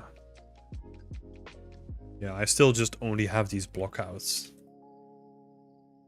Oh.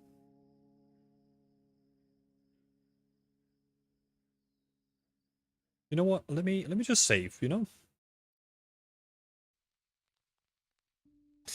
What is that? Untitled? Oh.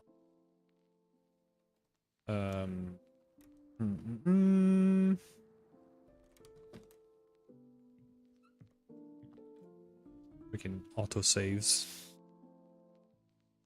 Still bugging out.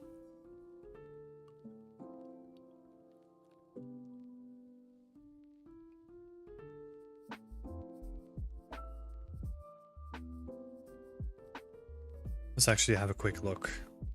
Curious now.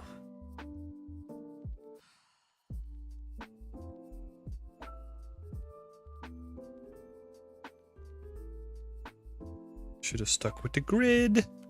It's easier to work with.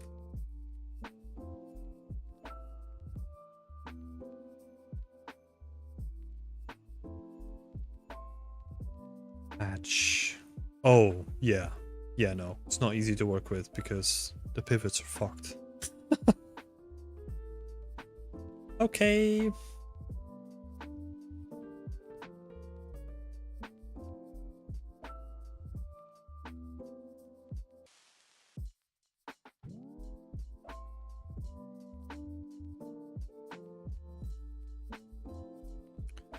All we're after is just like a little indication how this is gonna look.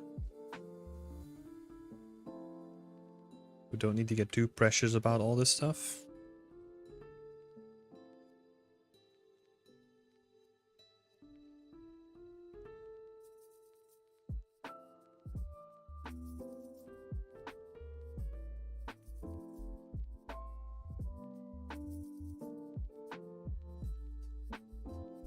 We have an end piece. Ooh. Oh, great. Serviceable.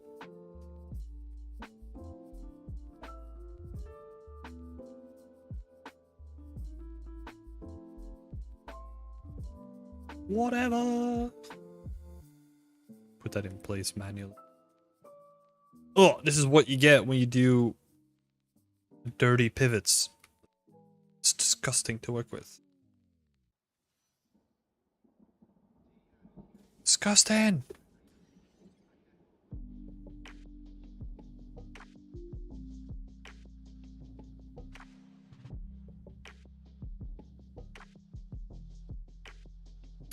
And now for the ultimate move of disgust, I'm just gonna scale this. I think, no, not yet. Not yet. I'm gonna move this in. Select all of this.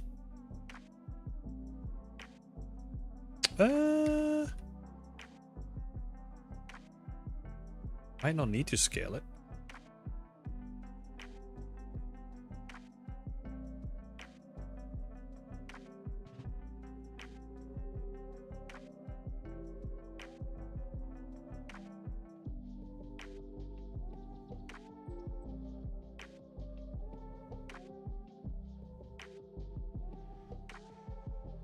And then we're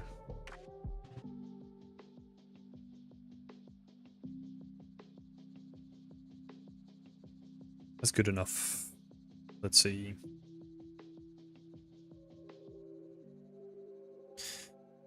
Right. So now we can kind of see like it's adding like a little bit of a breakup in all the roofs, right? And that's definitely what we're gonna need.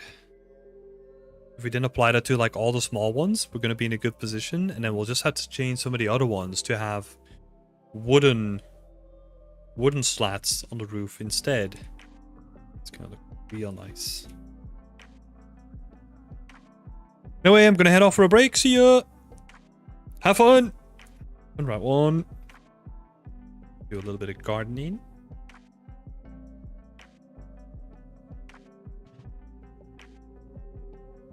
Yeah. Cool. I like where that's going. I think we're going to continue with that next week as well. So I'm probably also going to leave it here. It's also good to have like a nice little break as well.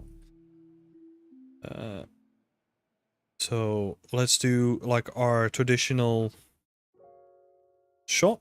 I don't know which one. Let's do morning.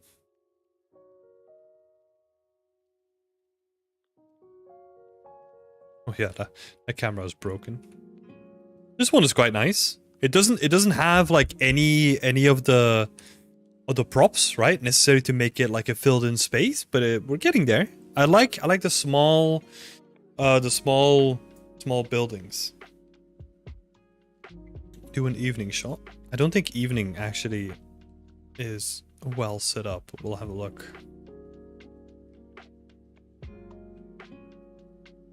Yeah, so this is like the evening cam. Yeah. So I think what we'll do next week is we're gonna continue with this. I'm gonna see. Maybe we'll do like some thatched roofing and we'll fix up all the roofs. Maybe we'll switch up the materials as well on all the roofs. Let's see where we go, right? Let's see how far we get. But anyway, thank you so much all for hanging around on this beautiful Friday. I'm gonna be here every week doing my personal work. If you wanna check out like some of our other streams, every Wednesday we're doing work in progress feedback. So we're gonna go through like the Discord community, and I'll give everyone feedback. So if you want to participate in that, feel free to join us. Go check out some of the other stuff that we have on here on YouTube, and also check out the website as well. Thank you. Bye-bye. Is Barbara saying that? Bye, Barbara. Thank you so much for the good questions, by the way. I really appreciate it. And same for anyone else, right? Thank you so much for the questions, discussion topics. It was awesome. Thank you so much. Have a nice weekend all, and I'll see you in the next one. Stay creative. Bye-bye.